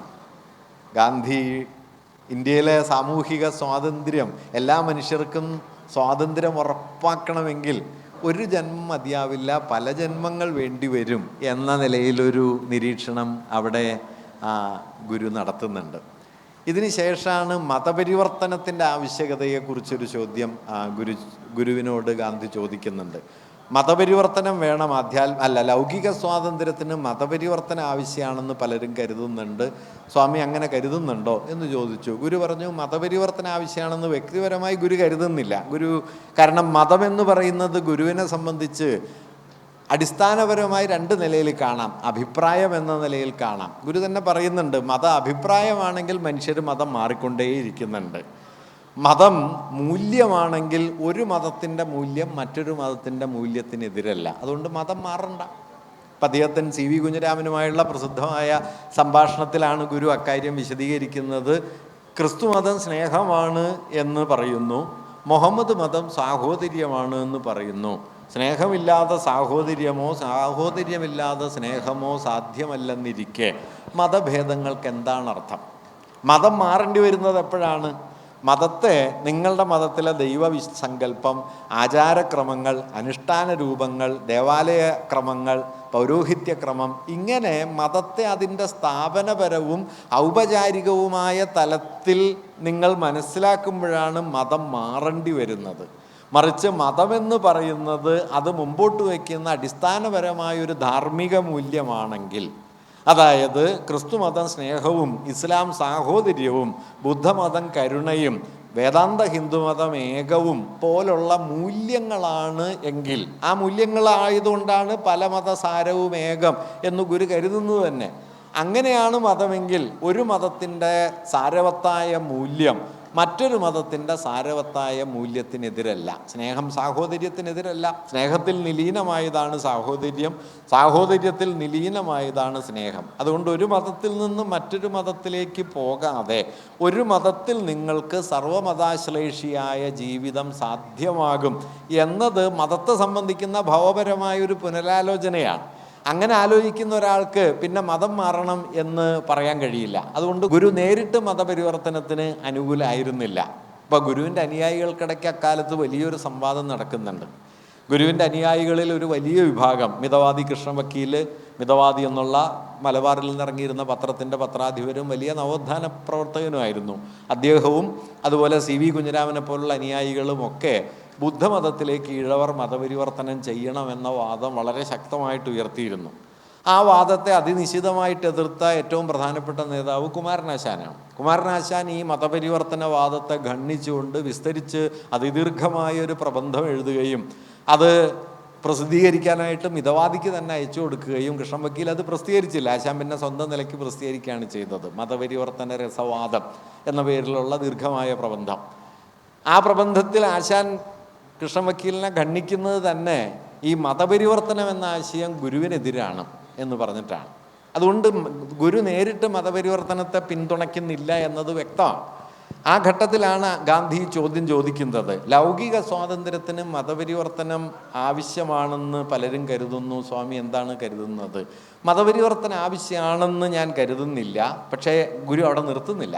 ഗുരു പറഞ്ഞത്, പക്ഷേ മതപരിവർത്തനം ചെയ്തവർക്ക് കൂടുതൽ സ്വാതന്ത്ര്യം ലഭിച്ചു വരുന്നതായി കാണുന്നുണ്ട്. അതുകൊണ്ട് ജനങ്ങൾ മതപരിവർത്തനത്തിന് മുതിർന്നാൽ കുറ്റപ്പെടുത്താനായിട്ട് കഴിയില്ല എന്ന് ഗുരു അവിടെ പറയുന്നുണ്ട്. ഇതും പ്രധാനപ്പെട്ട ഒരു കാര്യമാണ്. കാരണം ഗുരുവിനെ സംബന്ധിച്ച് മതമെന്ന് പറയുന്നത് അതിൻ്റെ ഭക്തിയുടെയോ അധ്യാത്മത്തിൻ്റെയോ ദൈവഭാവനയുടെയോ മാത്രം മണ്ഡലമല്ല. അത് സാമൂഹികമായ ഒരു മൂല്യത്തെ ഉൾക്കൊള്ളുന്നുണ്ട്. സാമൂഹികമായ ഒരു തലത്തിലാണ് മതം നിൽക്കുന്നത്. ഗുരുവിൻ്റെ അതിഗംഭീരമായ ഒരു നിരീക്ഷണം നിങ്ങൾക്കറിയാമല്ലോ. ഒന്നാം ലോക യുദ്ധകാലത്ത് ബ്രിട്ടീഷുകാർ ജയിക്കാനായിട്ട് നാമൊക്കെ പ്രാർത്ഥിക്കണം എന്ന് ഗുരു തൻ്റെ അനുയായികളോട് പറഞ്ഞ സമയത്ത് ഒരാൾ ചോദിച്ചു, അതെന്തിനാണ് ബ്രിട്ടീഷുകാർ ജയിക്കാൻ, നമ്മെ അടിച്ചമർത്തുന്ന ഒരു ജനത, ഒരു ഭരണകൂടം ജയിക്കാനായിട്ട് നമ്മൾ എന്തിനാണ് പ്രാർത്ഥിക്കുന്നത് എന്ന് ഗുരുവിനോട് ചോദിച്ച സമയത്ത് ഗുരുവിൻ്റെ മർമ്മസ്പർശിയായൊരു നിരീക്ഷണമുണ്ട്. അവരാണല്ലോ നമുക്ക് സന്യാസം തന്നത് എന്ന്. സന്യാസം തന്നത് അവരാണ്. കാരണം ജാതിശ്രേണിയുടെ ഈ കെട്ടുപാടിന് മുകളിൽ ഒരു പൊതു നിയമം, ശിക്ഷാ നിയമം, സമൂഹ നിയമങ്ങൾ ഉണ്ടായത് കൊണ്ടാണ് ഗുരുവിനെ പോലെ ഒരു അവർണന് കേരളത്തിൽ സന്യസിക്കാനായിട്ട് കഴിഞ്ഞത് എന്ന യാഥാർത്ഥ്യം ഗുരു വളരെ കൃത്യമായിട്ട് മനസ്സിലാക്കുന്നുണ്ട്. ഇപ്പം ഇന്ത്യ മുഴുവൻ നടന്നു കണ്ടു എന്നാണ് വിവേകാനന്ദനെ കുറിച്ച് പറയുന്നൊരു കാര്യം. ആ വിവേകാനന്ദൻ ഇന്ത്യ മുഴുവൻ നടന്നു കണ്ടിട്ട് നാട്ടുകാർക്ക് മൊത്തം ഭ്രാന്താണെന്ന് പറഞ്ഞത് കേരളത്തിൽ വന്നപ്പോഴാണ്. കേരളത്തെക്കുറിച്ചല്ല, മലബാർ എന്നാണ് അദ്ദേഹം പറഞ്ഞത്. പക്ഷേ കേരളത്തിന് പൊതുവിൽ ബാധകമാണ്. കാരണം ജാതിയുടെ വിവേകാനന്ദന് തന്നെ ഭക്ഷണം കിട്ടാതെ പോയതിനെക്കുറിച്ചൊരു കഥയുണ്ട്. കാരണം അദ്ദേഹം ഭക്ഷണം കഴിക്കാൻ ചെന്ന സമയത്ത് അദ്ദേഹത്തിൻ്റെ ജാതി ചോദിച്ചു എന്നും ജാതി പറയാനായിട്ട് വിവേകാനന്ദൻ തയ്യാറാവാത്തതുകൊണ്ട് അദ്ദേഹത്തിന് ഭക്ഷണം കഴിക്കാൻ പറ്റാതെ പോയി എന്നും അദ്ദേഹത്തെക്കുറിച്ചുള്ള യാത്രകളെക്കുറിച്ചുള്ള വിവരണങ്ങളിൽ വായിക്കാൻ ഇടവന്നിട്ടുണ്ട്. എന്തായാലും അങ്ങനെ ഒന്നാന്തരം ഭ്രാന്തായി തീർന്ന ഒന്നാണ് കേരളത്തിലെ ജാതി എന്ന് മനസ്സിലായ ആളായിരുന്നു വിവേകാനന്ദൻ. അത് മനസ്സിലാക്കിയത് കൊണ്ട് കൂടിയാണ് നമുക്ക് സന്യാസം തന്നത് അവരാണല്ലോ എന്ന് ബ്രിട്ടീഷുകാരെ കുറിച്ച് കൂടി ഗുരു പറയുന്നത്. ഞാൻ പറഞ്ഞു തന്ന കാര്യം എന്താ വെച്ചാൽ, ഗുരുവിനെ സംബന്ധിച്ച് മതമെന്ന് പറയുന്നതോ ആധ്യാത്മികത എന്ന് പറയുന്നതോ അതിൻ്റെ സാമൂഹികമായ അർത്ഥവിവക്ഷകൾക്കും അതിൻ്റെ സാമൂഹികമായ ഉള്ളടക്കത്തിനും പുറത്ത് ഒരു വ്യക്തിയുടെ കേവലം സ്വകാര്യമായ ഒരു ദൈവചിന്തയുടെ മാത്രം മണ്ഡലമായിട്ടല്ല അദ്ദേഹം കണ്ടിട്ടില്ല. അദ്ദേഹം അതിനെ സാമൂഹികമായി കൂടി കണ്ടതാണ്. അതുകൊണ്ടാണ് മതപരിവർത്തനം ആവശ്യമാണോ എന്ന ചോദ്യത്തിന് വ്യക്തിപരമായി താൻ അങ്ങനെ കരുതുന്നില്ലെങ്കിലും മതപരിവർത്തനം ചെയ്തവർക്ക് കൂടുതൽ സ്വാതന്ത്ര്യം ലഭിച്ചു വരുന്നതായി കാണുന്ന സ്ഥിതിക്ക് ആളുകൾ മതപരിവർത്തനത്തിന് മുതിർന്നാൽ അതിനവരെ കുറ്റപ്പെടുത്താൻ കഴിയില്ല എന്ന് ഗാന്ധിയോട് അദ്ദേഹം മറുപടി പറഞ്ഞത്. പിന്നീട് ഗാന്ധി ചോദിച്ച ഒരു കാര്യം, അയിത്തത്തിനെതിരായ സമരം കൂടാതെ, അയിത്തോച്ചാടനം കൂടാതെ അധസ്ഥിത ജനതയുടെ മോചനത്തിന് മറ്റെന്തൊക്കെ വേണം എന്നാണ് അങ്ങ് കരുതുന്നത് എന്ന് ഗാന്ധി ഗുരുവിനോട് ചോദിക്കുന്നുണ്ട്. രണ്ട് കാര്യങ്ങൾ ഗുരു എടുത്തു പറയുന്നുണ്ട്. ഒന്ന്, അവർക്ക് വിദ്യാഭ്യാസം വേണം. രണ്ട്, അവർക്ക് ധനം വേണം. വിദ്യാഭ്യാസവും ധനവും കൈവരാതെ, സമ്പത്തും കൈവരാതെ കേവലമായ ആധ്യാത്മിക മോക്ഷം കൊണ്ടോ അയിത്തോച്ചാടനം പോലുള്ള പരിഷ്കരണപരമായ കാര്യങ്ങൾ കൊണ്ടോ ഒരു ജനതയുടെ വിമോചനം സാധ്യമാകില്ല എന്ന കാര്യത്തിൽ യാതൊരു സംശയവും ഗുരുവിനുണ്ടായിരുന്നില്ല. നിങ്ങൾ ശിവഗിരി തീർത്ഥാടനത്തെക്കുറിച്ച് ആലോചിച്ചാൽ, ശിവഗിരി തീർത്ഥാടനത്തിന് കിട്ടൺ റൈറ്ററും വല്ലഭശ്ശേരി വൈദ്യരും ചെന്ന് ഗുരുവിനെ കാണുകയും തീർത്ഥാടനം തുടങ്ങുന്നതിനുള്ള ഒരു സമ്മതം ഗുരുവിൽ നിന്ന് വളരെ പ്രയാസപ്പെട്ടാണ് അത് നേടിയെടുക്കുന്നത്. അതെല്ലാം കഴിഞ്ഞതിന് ശേഷം ഗുരു അവരോട് ചോദിക്കുന്നുണ്ട്, തീർത്ഥാടനം തീരുമാനിച്ചു, എന്താണ് ചെയ്യാൻ ഉദ്ദേശിക്കുന്നത്? അപ്പോൾ അവർ പറഞ്ഞു, എല്ലാ ആളുകളും വന്ന് കൂടുക, അങ്ങനെ വന്ന് പ്രാർത്ഥിച്ച് മടങ്ങി പോവുക. അപ്പോൾ ഗുരു പറഞ്ഞു, അങ്ങനെ പ്രാർത്ഥിച്ച് മടങ്ങി പോവുകയല്ല, മറിച്ച് 6-7 വിഷയങ്ങൾ ഗുരു നിർദ്ദേശിക്കുന്നുണ്ട്. വിദ്യാഭ്യാസം, കൃഷി, കച്ചവടം, സാങ്കേതിക വിദ്യ, ശുചിത്വം, ഇങ്ങനെ 6 വിഷയങ്ങൾ നിർദ്ദേശിച്ചിട്ട് മറ്റൊരു വിഷയമായിട്ട് ദൈവഭക്തി, ഇങ്ങനെ 7 വിഷയങ്ങൾ നിർദ്ദേശിച്ച് ഈ വിഷയങ്ങളെക്കുറിച്ച് പണ്ഡിതന്മാരായ ആളുകളെ ക്ഷണിച്ചു കൊണ്ടുവന്ന് പ്രസംഗിപ്പിക്കണം. അവരുടെ പ്രസംഗങ്ങൾ നാടെമ്പാടും പ്രചരിപ്പിക്കണം. ഇതിനാണ് തീർത്ഥാടനം. ലോകത്ത് ഒരു തീർത്ഥാടനം എന്ന ആശയത്തെ ആധുനികമായ ഇത്തരം മൂല്യങ്ങളുടെ പ്രചരണത്തിന് വേണ്ടിയുള്ളൊരു പരിപാടിയാക്കുക എന്നുള്ളത് ഗുരു അല്ലാതെ വേറൊരാളും ചെയ്തിട്ടില്ല. നിങ്ങൾ ആ തീർത്ഥാടനത്തിന് ഗുരു നിർദ്ദേശിച്ച 6-7 വിഷയങ്ങൾ നോക്കിയാൽ, ദൈവഭക്തി എന്ന ഒരു വിഷയം മാറ്റി നിർത്തിയാൽ ബാക്കിയൊക്കെ അത് സാങ്കേതിക വിദ്യയും ശുചിത്വവും വരെയുള്ള ക്ലീൻലിനെസ് എന്ന് പറയുന്ന വളരെ ആധുനികമായി വികസിച്ചു എന്നൊരാശയത്തെ ഗുരു ശിവഗിരി തീർത്ഥാടനത്തിൻ്റെ പ്രധാനപ്പെട്ട സന്ദേശങ്ങളിലൊന്നായിട്ട് മുമ്പോട്ട് വയ്ക്കുന്നുണ്ട്. കച്ചവടത്തെക്കുറിച്ച് പറയുന്നുണ്ട്, വ്യവസായത്തെക്കുറിച്ച് പറയുന്നുണ്ട്, വിദ്യാഭ്യാസത്തെക്കുറിച്ച് പറയുന്നുണ്ട്. അതായത് ഒരു സമൂഹത്തിൻ്റെ വളർച്ച എന്ന് പറയുന്നത് അവരുടെ ആധ്യാത്മികമായ ധാരണകൾ ശക്തിപ്പെടുകയും ശരിയായൊരു ആശയബോധം ഉണ്ടാവുകയും ചെയ്തതുകൊണ്ട് മാത്രമല്ല, വിദ്യാഭ്യാസം വേണം, സമ്പത്ത് വേണം. നിങ്ങൾക്കറിയാമല്ലോ, കേരളത്തിൽ സംഘടിക്കുക എന്നുള്ള മുദ്രാവാക്യം ഒന്നാമതായി വരുന്നത് ഗുരുവിൽ നിന്നാണ്. സംഘടന കൊണ്ട് ശക്തരാവുക, വിദ്യ കൊണ്ട് പ്രബുദ്ധരാവുക എന്നത്. വടപ്പുറം ബാവ എന്ന് പറയുന്ന ആള് കേരളത്തിൽ ആദ്യത്തെ ട്രേഡ് യൂണിയൻ മൂവ്മെന്റ് ഉണ്ടാക്കുമ്പോൾ അതിനെ വലിയ തോതിൽ പിന്തുണയ്ക്കുകയും അതിനുള്ളൊരു പ്രേരണയായി തീരുകയും ചെയ്തത് ഗുരു കൂടിയായിരുന്നു. അതായത് ഗുരുവിൻ്റെ സന്യാസം എന്ന് പറയുന്നത് സാമൂഹികമായ താല്പര്യങ്ങൾക്ക് പുറത്തുള്ള ഒന്നല്ല. ലൗകികം ആധ്യാത്മികം എന്ന വിഭജനത്തെ തന്നെ ഗുരു വാസ്തവത്തിൽ അംഗീകരിച്ചിരുന്നില്ല. നമ്മളത് മനസ്സിലാക്കാനൊന്നും ഇപ്പോഴും ആ നിലയിൽ സന്നദ്ധമായിട്ടുണ്ടെന്ന് എനിക്ക് തോന്നുന്നില്ല. ഗുരു പറയുന്നത് ഒരു ശരീരം ഫലപ്രദമാവണമെങ്കിൽ പല അവയവങ്ങളുടെ ഒരുമിച്ചുള്ള നിലനിൽപ്പുണ്ടാകണം എന്നതുപോലെ ആധ്യാത്മികമായ കാര്യങ്ങളും ഭൗതികമായ കാര്യങ്ങളും ഒരുമിച്ച് ചേർന്ന ഒരു സമുദായത്തിനെ അർത്ഥപൂർണമായി നിൽക്കാനായിട്ട് കഴിയും. നമ്മുടെ ഒരു വലിയ പരാധീനത എന്താണെന്ന് വെച്ചാൽ, ഈ ആശയാനുഭൂതികളുടെ ലോകം എന്ന് പറയുന്നത് വ്യക്തികളുടെ ഒരു സ്വകാര്യ മണ്ഡലമാണ്. കെട്ടിടം ഉണ്ടാക്കുക, റോഡ് പണിയുക, പാലം പണിയുക, ഭൗതികമായ കാര്യങ്ങൾ ഉറപ്പാക്കുക എന്നതാണ് പുരോഗതിയുടെ ഭൗതികാധാരം എന്ന് കരുതിയിരുന്നു. ഗുരു അങ്ങനെ കരുതുന്നില്ല. ഗുരു ആശയാനുഭൂതികളുടെ തലത്തിൽ മനുഷ്യർ വളരുന്നതോടൊപ്പം തന്നെയാണ് ഭൗതികമായ സാമൂഹിക വികാസവും ഉണ്ടാകേണ്ടത്. രണ്ടും രണ്ട് മണ്ഡലങ്ങളല്ല, രണ്ടും പരസ്പരം പൂർത്തീകരിക്കുന്ന, പരസ്പരം പൂരിപ്പിക്കുന്ന അനുഭവ ലോകങ്ങളാണ് എന്നൊരു വീക്ഷണമാണ് ഗുരുവിനെ സംബന്ധിച്ചുണ്ടായത്. അത് അദ്ദേഹം എഴുതുകയും ചെയ്തിട്ടുണ്ട്. അദ്ദേഹത്തിൻ്റെ ലേഖനങ്ങളിലൊരിടത്ത്, ഗദ്യലേഖനങ്ങളിലൊരിടത്ത് അദ്ദേഹം കൃത്യമായിട്ട് അക്കാര്യം പറയുന്നുണ്ട്. കുറച്ച് ഗദ്യലേഖനങ്ങളെ ഗുരു എഴുതിയിട്ടുള്ളൂ. അതിലൊന്നിൽ ഇക്കാര്യം അദ്ദേഹം പറയുന്നുണ്ട്, ഈ വിഭജനം ശരിയല്ല. അതിൻ്റെ ഉദാഹരണമാണ് ശ്രദ്ധിക്കേണ്ടത്.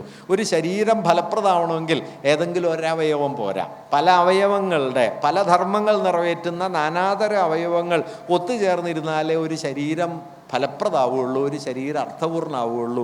അതുപോലെ ആധ്യാത്മികമെന്നും ഭൗതികമെന്നും വിളിക്കുന്ന ഘടകങ്ങൾ അന്യോന്യം ചേർന്നിരിക്കുന്ന ഒരു തലം വേണം. ആധ്യാത്മികം എന്ന് പറയുന്ന സമയത്ത് നേരത്തെ ഞാൻ പറഞ്ഞ അനുഭൂതിയുടെ ഒരു ഉയർന്ന തലത്തെയാണ് അദ്ദേഹം ഉദ്ദേശിക്കുന്നതും അദ്ദേഹം മനസ്സിൽ കരുതുന്നത്. അതുകൊണ്ടാണ് അയ്യപ്പൻ മാഷ് ദൈവചിന്തയില്ലാതെ ദൈവത്തിനെതിരെ ഗുരുവിൻ്റെ തന്നെ തത്വങ്ങൾക്കും എതിരെ പ്രസംഗിച്ച് നടക്കുന്നതായിട്ട് അദ്ദേഹത്തിൻ്റെ ശിഷ്യന്മാർ ഗുരുവിൻ്റെ ശ്രദ്ധയിൽപ്പെടുത്തുന്നുണ്ട്.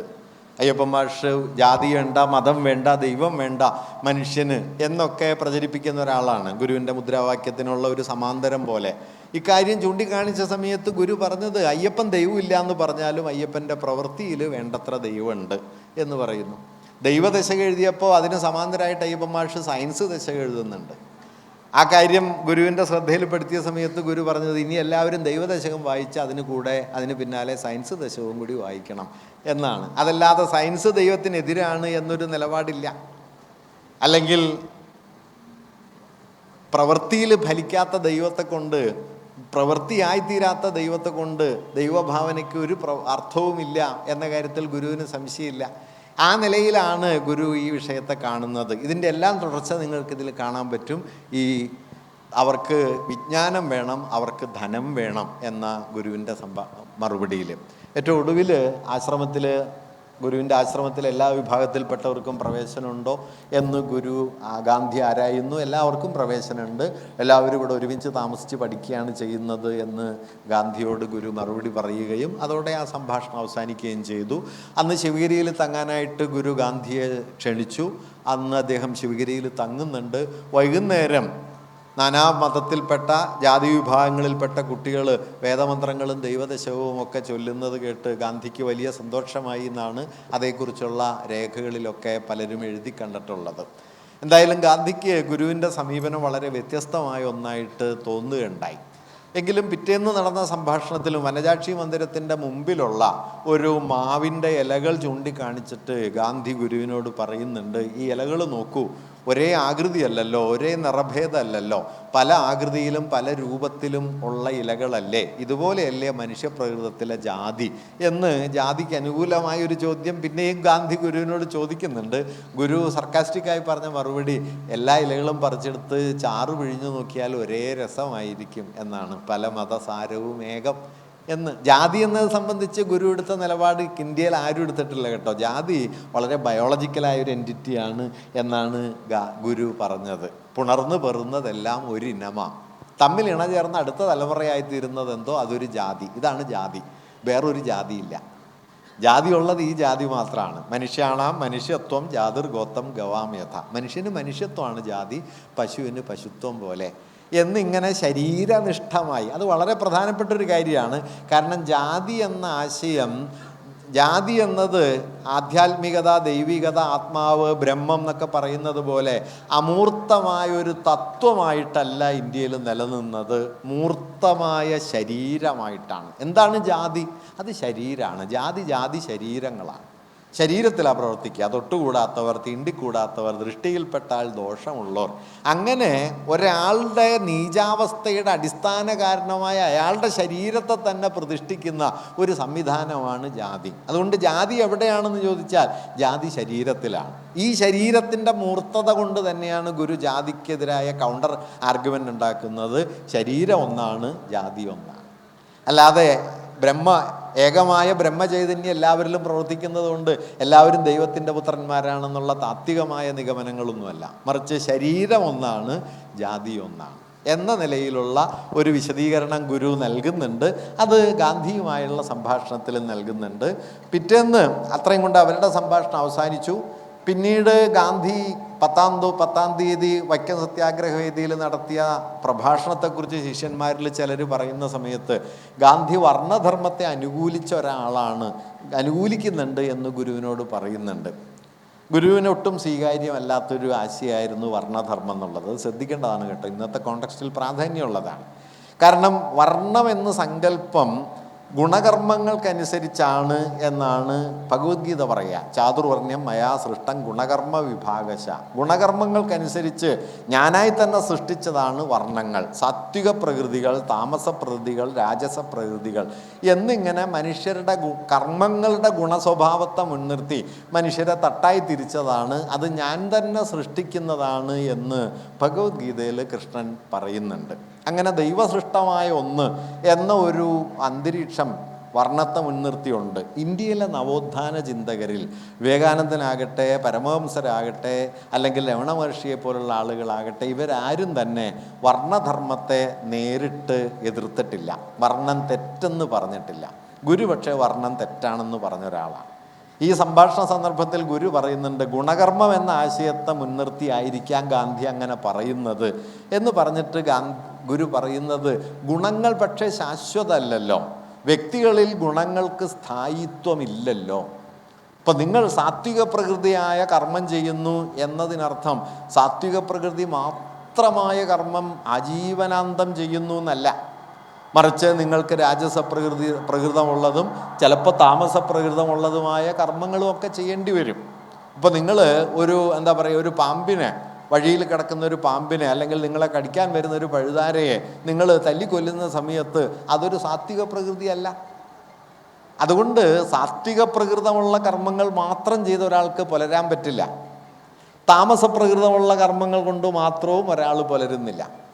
അതുകൊണ്ട് സ്നേഹനിഷ്ഠമായി മനുഷ്യർ അന്യോന്യം പരസ്പര കാരുണ്യത്തോടെ പ്രവർത്തിക്കുമ്പോൾ അത് സാത്വിക പ്രകൃതമാണെങ്കിൽ, മറുഭാഗത്ത് താമസ പ്രകൃതവും ജീവിതത്തിലുണ്ട്. ഇപ്പം ഗുരുവിൻ്റെ അടിസ്ഥാനവാദം ഗുണകർമ്മങ്ങൾ എന്ന് പറയുന്നതിന് സ്ഥായിത്വമില്ല. ഒരേ ഗുണത്തിലുള്ള കർമ്മം മാത്രം ചെയ്ത് മനുഷ്യർക്ക് ജീവിക്കാൻ പറ്റില്ല. ഗുണകർമ്മങ്ങൾക്ക് സ്ഥായിത്വം ഇല്ലെങ്കിൽ ഗുണത്തെ മുൻനിർത്തുന്ന വർണ്ണം എന്ന സങ്കല്പം എങ്ങനെ നിലനിൽക്കും? ഈ ചോദ്യമാണ് ഗുരു ഉന്നയിച്ചത്. അതൊരു പക്ഷേ ആകെ ഉന്നയിച്ച ഒരാൾ ഗുരുവാണ്. ഈ വർണ്ണധർമ്മ സങ്കല്പത്തിലൊരു പ്രശ്നമുണ്ട് കേട്ടോ. ഇപ്പോൾ ഈ സമീപകാലത്ത് ചർച്ചയായ സനാതനധർമ്മം ഉണ്ടല്ലോ.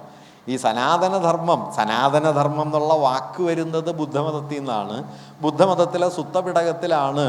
സുത്തപിടകം എന്ന് പറഞ്ഞറിയാമല്ലോ, അവർക്ക് 3 പിടകങ്ങളാണ്. ബുദ്ധ ദർശനങ്ങളെ ക്രോഡീകരിച്ച 3 ഗ്രന്ഥരൂപങ്ങൾ എന്ന് പറയാം. മഹാവാക്യങ്ങളെ ക്രോഡീകരിച്ച സുത്തപിടകം, വിനയപിടകം, അഭിധമ്മ പിടകം എന്നിങ്ങനെ 3 പിടകങ്ങളാണ്. അതിലെ സുത്തപിടകത്തിലാണ് ധമ്മോ സനാതന എന്ന്, സനാതനധർമ്മം എന്ന പ്രയോഗം ആദ്യമായിട്ട് കാണുന്നത്. അവിടെ സനാതനധർമ്മം എന്ന് പറയുന്നത് ബുദ്ധമതം അതിൻ്റെ അടിസ്ഥാന മൂല്യങ്ങളായിട്ട് ബ്രഹ്മവിഹാരങ്ങൾ എന്ന നിലയിൽ കൊണ്ടു നടക്കുന്ന ചില ആശയങ്ങളുണ്ട്. അതിലൊന്ന് മൈത്രിയാണ്, മറ്റൊന്ന് കരുണയാണ്, മൂന്നാമത്തേത് അഹിംസയാണ്.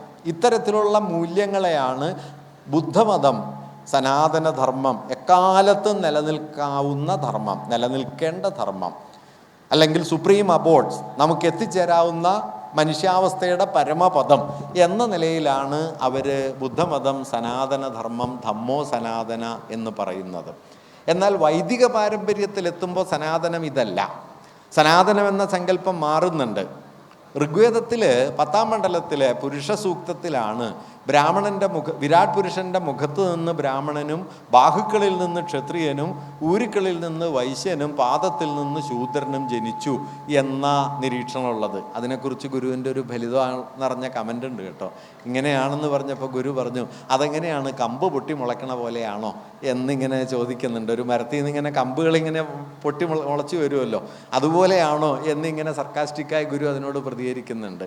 അതായത് ഈ വേദങ്ങൾ സനാതന സത്യങ്ങളാണ് എന്നതാണ് ബ്രാഹ്മണ്യത്തിൻ്റെ ഒരു അടിസ്ഥാന ലോജിക്ക്.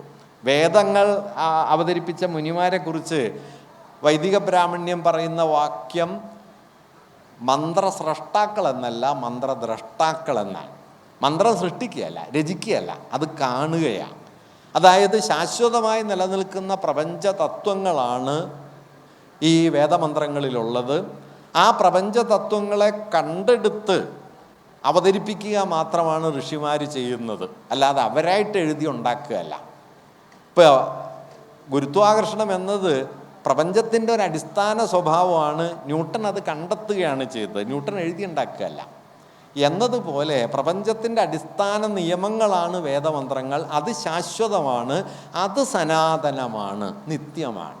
അങ്ങനെ വൈദിക മന്ത്രങ്ങളുടെ സനാതനത്വത്തെയാണ് ബ്രാഹ്മണ്യം സനാതനധർമ്മം എന്ന പദം കൊണ്ട് സൂചിപ്പിക്കുന്നത്.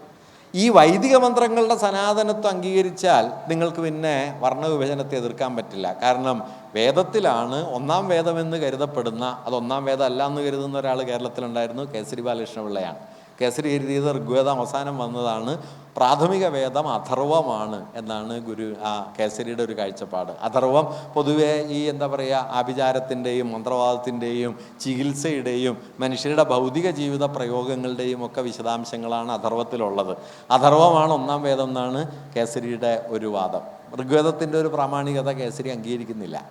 എന്തായാലും ഈ ഒന്നാം വേദം എന്ന് കരുതപ്പെടുന്ന ഋഗ്വേദത്തിലെ 10-ാം മണ്ഡലത്തിലെ പുരുഷ സൂക്തം വിരാട് പുരുഷനെ മുൻനിർത്തി പ്രപഞ്ചഘടനയെ വിശദീകരിക്കുന്ന അതിൻ്റെ സനാതനത്വം നിങ്ങൾ അംഗീകരിക്കുന്നതോടെ മനുഷ്യർ വർണ്ണങ്ങളായി തിരിയുന്നു. ശൂദ്രൻ പാതജനാണ് എന്ന് വരുന്നു. അതിന് പുറത്തുള്ളവരൊക്കെ ചണ്ടാളരാണ് എന്ന നില വരുന്നു. അവരൊക്കെ ബഹിഷ്കൃതരായി തീരുന്നു.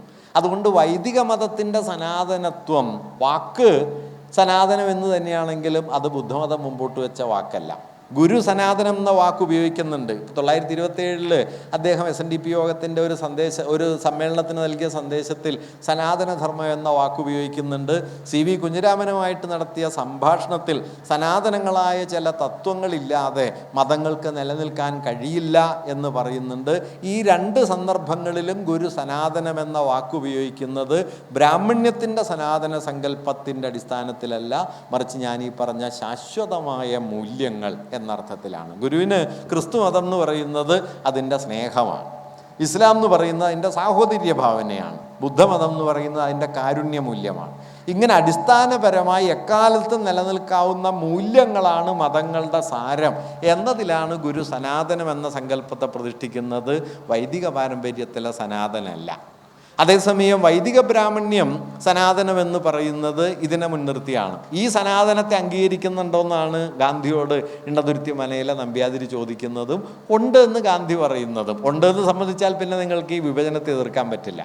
ഉണ്ട് എന്ന് സമ്മതിച്ചാൽ പിന്നെ നിങ്ങൾക്ക് ജാതി വേണ്ടെന്ന് പറയാൻ പറ്റില്ല. അതുകൊണ്ട് കൂടിയാണ് ഗുരു കർക്കശമായിട്ട് ഈ സനാതനം എന്ന ധർമ്മത്തെയും ഈ വർണ്ണം എന്നതിൻ്റെ പിന്നിൽ അടിസ്ഥാന യുക്തിയെയും ചോദ്യം ചെയ്യുന്നൊരു നിലപാട് സ്വീകരിച്ചത്. അതുകൊണ്ട് കൂടിയാണ് ഗുരു ഗീതയെക്കുറിച്ചൊന്നും പറയാതിരുന്നത്. ഗീതയെക്കുറിച്ച് ഗുരു ഒന്നും പറഞ്ഞിട്ടില്ല. അത് ഗുരു മാത്രമല്ല കേട്ടോ, കോസാമ്പി അതിനെക്കുറിച്ച് വിസ്തരിച്ച് എഴുതിയിട്ടുണ്ട്. ഇന്ത്യയിലെ കിഴാള ചിന്തകരാരും തന്നെ ഭഗവത്ഗീതയെ തൊട്ടിട്ടില്ല. ഗുരു ഗീതയെക്കുറിച്ച് പറഞ്ഞു എന്ന് പറയാവുന്ന ഒരു വരിയുള്ളത് അനുകമ്പാദേശകത്തിലാണ്. അനുകമ്പാദേശകത്തിൽ ഗീതയെ സൂചിപ്പിക്കുന്ന ഒരു വരിയുണ്ട്. അത് ഗീതയുടെ അംഗീകാരം എന്നൊന്നും പറഞ്ഞുകൂടാ. പരമാർത്ഥമുരച്ച് തേർവിടും പൊരുളോ ഭൂതദയാ ക്ഷമാബ്ധിയോ എന്നിങ്ങനെ പറയുന്നുണ്ട്. പരമാർത്ഥമുരച്ച് തേരോടിക്കുന്ന പൊരുൾ എന്ന് കൃഷ്ണനെക്കുറിച്ച് പറയുന്നൊരു സന്ദർഭത്തിൽ അത് കൃഷ്ണനെ സൂചിപ്പിക്കാൻ വേണ്ടിയല്ല, അതെല്ലാം അനുകമ്പയാണ് എന്ന് പറയാൻ വേണ്ടിയാണ്. പരമേശ പവിത്രപുത്രനോ കരുണാവാൻ നബി മുത്തുരത്നമോ പുരുഷാകൃതി പൂണ്ട ദൈവമോ നരദിവ്യാകൃതി കൊണ്ട ധർമ്മമോ എന്നിങ്ങനെ പലതിനെയും അനുകമ്പയിലേക്ക് ചേർത്ത് വയ്ക്കുന്ന സമയത്ത് ഗീത എന്ന ആശയത്തെയും പിൻപറ്റുന്നു എന്നല്ലാതെ അതിനപ്പുറം അദ്ദേഹം ഗീതയെ പിൻപറ്റിയിട്ടില്ല. സരളാദ്വയ ഭാഷ്യകാരൻ എന്ന് ശങ്കരനെക്കുറിച്ച് അവിടെ പറയുന്നുണ്ടെങ്കിലും ജാതി കയറി ഉറച്ചതിൽ ശങ്കരനും കുറ്റവാളിയാണ് എന്നും ഗുരു നേരിട്ട് തന്നെ പറഞ്ഞിട്ടുണ്ട്. ഞാൻ പറഞ്ഞു വന്നത് എന്താണെന്ന് വെച്ച് കഴിഞ്ഞാൽ, ഇങ്ങനെ വൈദിക ബ്രാഹ്മണ്യത്തിൻ്റെ വർണ്ണസങ്കല്പത്തെ നിരസിക്കുന്നൊരു നിലപാട് ഗുരു ആ ഘട്ടത്തിൽ എടുക്കുകയും അതും ആ സംഭാഷണത്തിൻ്റെ തുടർച്ചയിൽ വരികയും ചെയ്യുന്നുണ്ട്. എന്താണിത് ഗാന്ധിയിൽ ഉളവാക്കിയ സ്വാധീനം എന്ന് പ്രത്യക്ഷത്തിൽ നമുക്കൊന്നും പറഞ്ഞുകൂടാ. പക്ഷേ 1936 അദ്ദേഹം പിന്നെ കേരളത്തിൽ വരുമ്പോൾ ഗുരുവിനെ താൻ കാണാനിടയായത് തൻ്റെ വീക്ഷണഗതികളെ ആകമാനം മാറ്റിമറിച്ച ഒരു കാര്യമായിരുന്നു എന്ന് ഗുരു പറയുന്നുണ്ട്. TK മാധവൻ മന്ദിരത്തിന് അന്ന് അദ്ദേഹം തറക്കല്ലിടുകയൊക്കെ ചെയ്യുന്നുണ്ട് അടൂര്. ആ സമയത്ത് അദ്ദേഹം ഇക്കാര്യം പറയുന്നുണ്ട്. ഗുരു ഗാന്ധിയെ സ്വാധീനിച്ച മറ്റൊരു സുപ്രധാനമായ ഇടപെടൽ 1931 ഓഗസ്റ്റ് 14-നാണ്. 15-നാണ് അംബേദ്കർ ബോംബെയിൽ നിന്ന് കപ്പൽ കയറി 2ാം വട്ട സമ്മേളനത്തിനായിട്ട് പോകുന്നത്. ഗാന്ധി അംബേദ്കറും തമ്മിൽ കൂടിക്കാണുന്നുണ്ട്. ആ കൂടിക്കാഴ്ചയുടെ സന്ദർഭത്തിൽ ഇന്ത്യയിലെ ദേശീയ പ്രസ്ഥാനത്തിനൊപ്പം പ്രവർത്തിക്കണമെന്ന് അംബേദ്കറോട് ഗാന്ധി ആവശ്യപ്പെടുന്നുണ്ട്. ആ സന്ദർഭത്തിൽ ജാതിയെ പരിഗണിക്കാത്ത, ജാതിമർദ്ദനത്തിൽ നിന്നുള്ള മോചനത്തെ സ്വാതന്ത്ര്യവുമായി ബന്ധിപ്പിക്കാത്ത നിലപാടിനെ അംബേദ്കർ കർക്കശമായി വിമർശിക്കുകയും അത് ഫലത്തിൽ സ്വാതന്ത്ര്യമല്ല എന്ന് അദ്ദേഹം വാദിക്കുകയും ചെയ്യുന്നുണ്ട്. ഈ രണ്ട് സന്ദർഭങ്ങൾ അംബേദ്കറുമായുള്ള ഗാന്ധിയുടെ കൂടിക്കാഴ്ചയും ഗുരുവുമായുള്ള കൂടിക്കാഴ്ചയും ഗാന്ധിയുടെ വീക്ഷണഗതികളെ പിൽക്കാലത്ത് മാറ്റുന്നതിൽ പ്രധാന പങ്ക് വഹിച്ചിട്ടുണ്ട് എന്ന് കാണാൻ പറ്റും. 30കൾക്ക് ശേഷമുള്ള ഗാന്ധിയുടെ ഇടപെടലുകൾ നോക്കിക്കഴിഞ്ഞാൽ യങ് ഇന്ത്യ എന്നുള്ള പത്രം ഹരിജനായിട്ട് മാറുന്നു എന്നതു മുതൽ അയിത്തോച്ചാടനം അദ്ദേഹത്തിൻ്റെ ഒന്നാമത്തെ കാര്യപരിപാടിയായിട്ട് മാറിത്തീരുന്നതും ഈ ഘട്ടത്തിലാണ്. അയിത്തത്തിനെതിരായ ഗാന്ധിയുടെ നിലപാടാണ് ഗാന്ധിയെ ഇന്ത്യയിലെ ബ്രാഹ്മണ്യത്തിൻ്റെ ശത്രുവാക്കി മാറ്റുന്നതിൻ്റെ കേന്ദ്രം. നാം ഇന്ന് പലപ്പോഴും കരുതുന്നത് പോലെ വിഭജന സമയത്ത് ഹിന്ദു മുസ്ലിം കലാപമോ അതുണ്ടാക്കിയ ക്ഷോഭങ്ങളോ കൊണ്ട് മാത്രമല്ല ഗാന്ധിയോട് ബ്രാഹ്മണ്യം ശത്രുത വച്ച് പുലർത്തിയത്.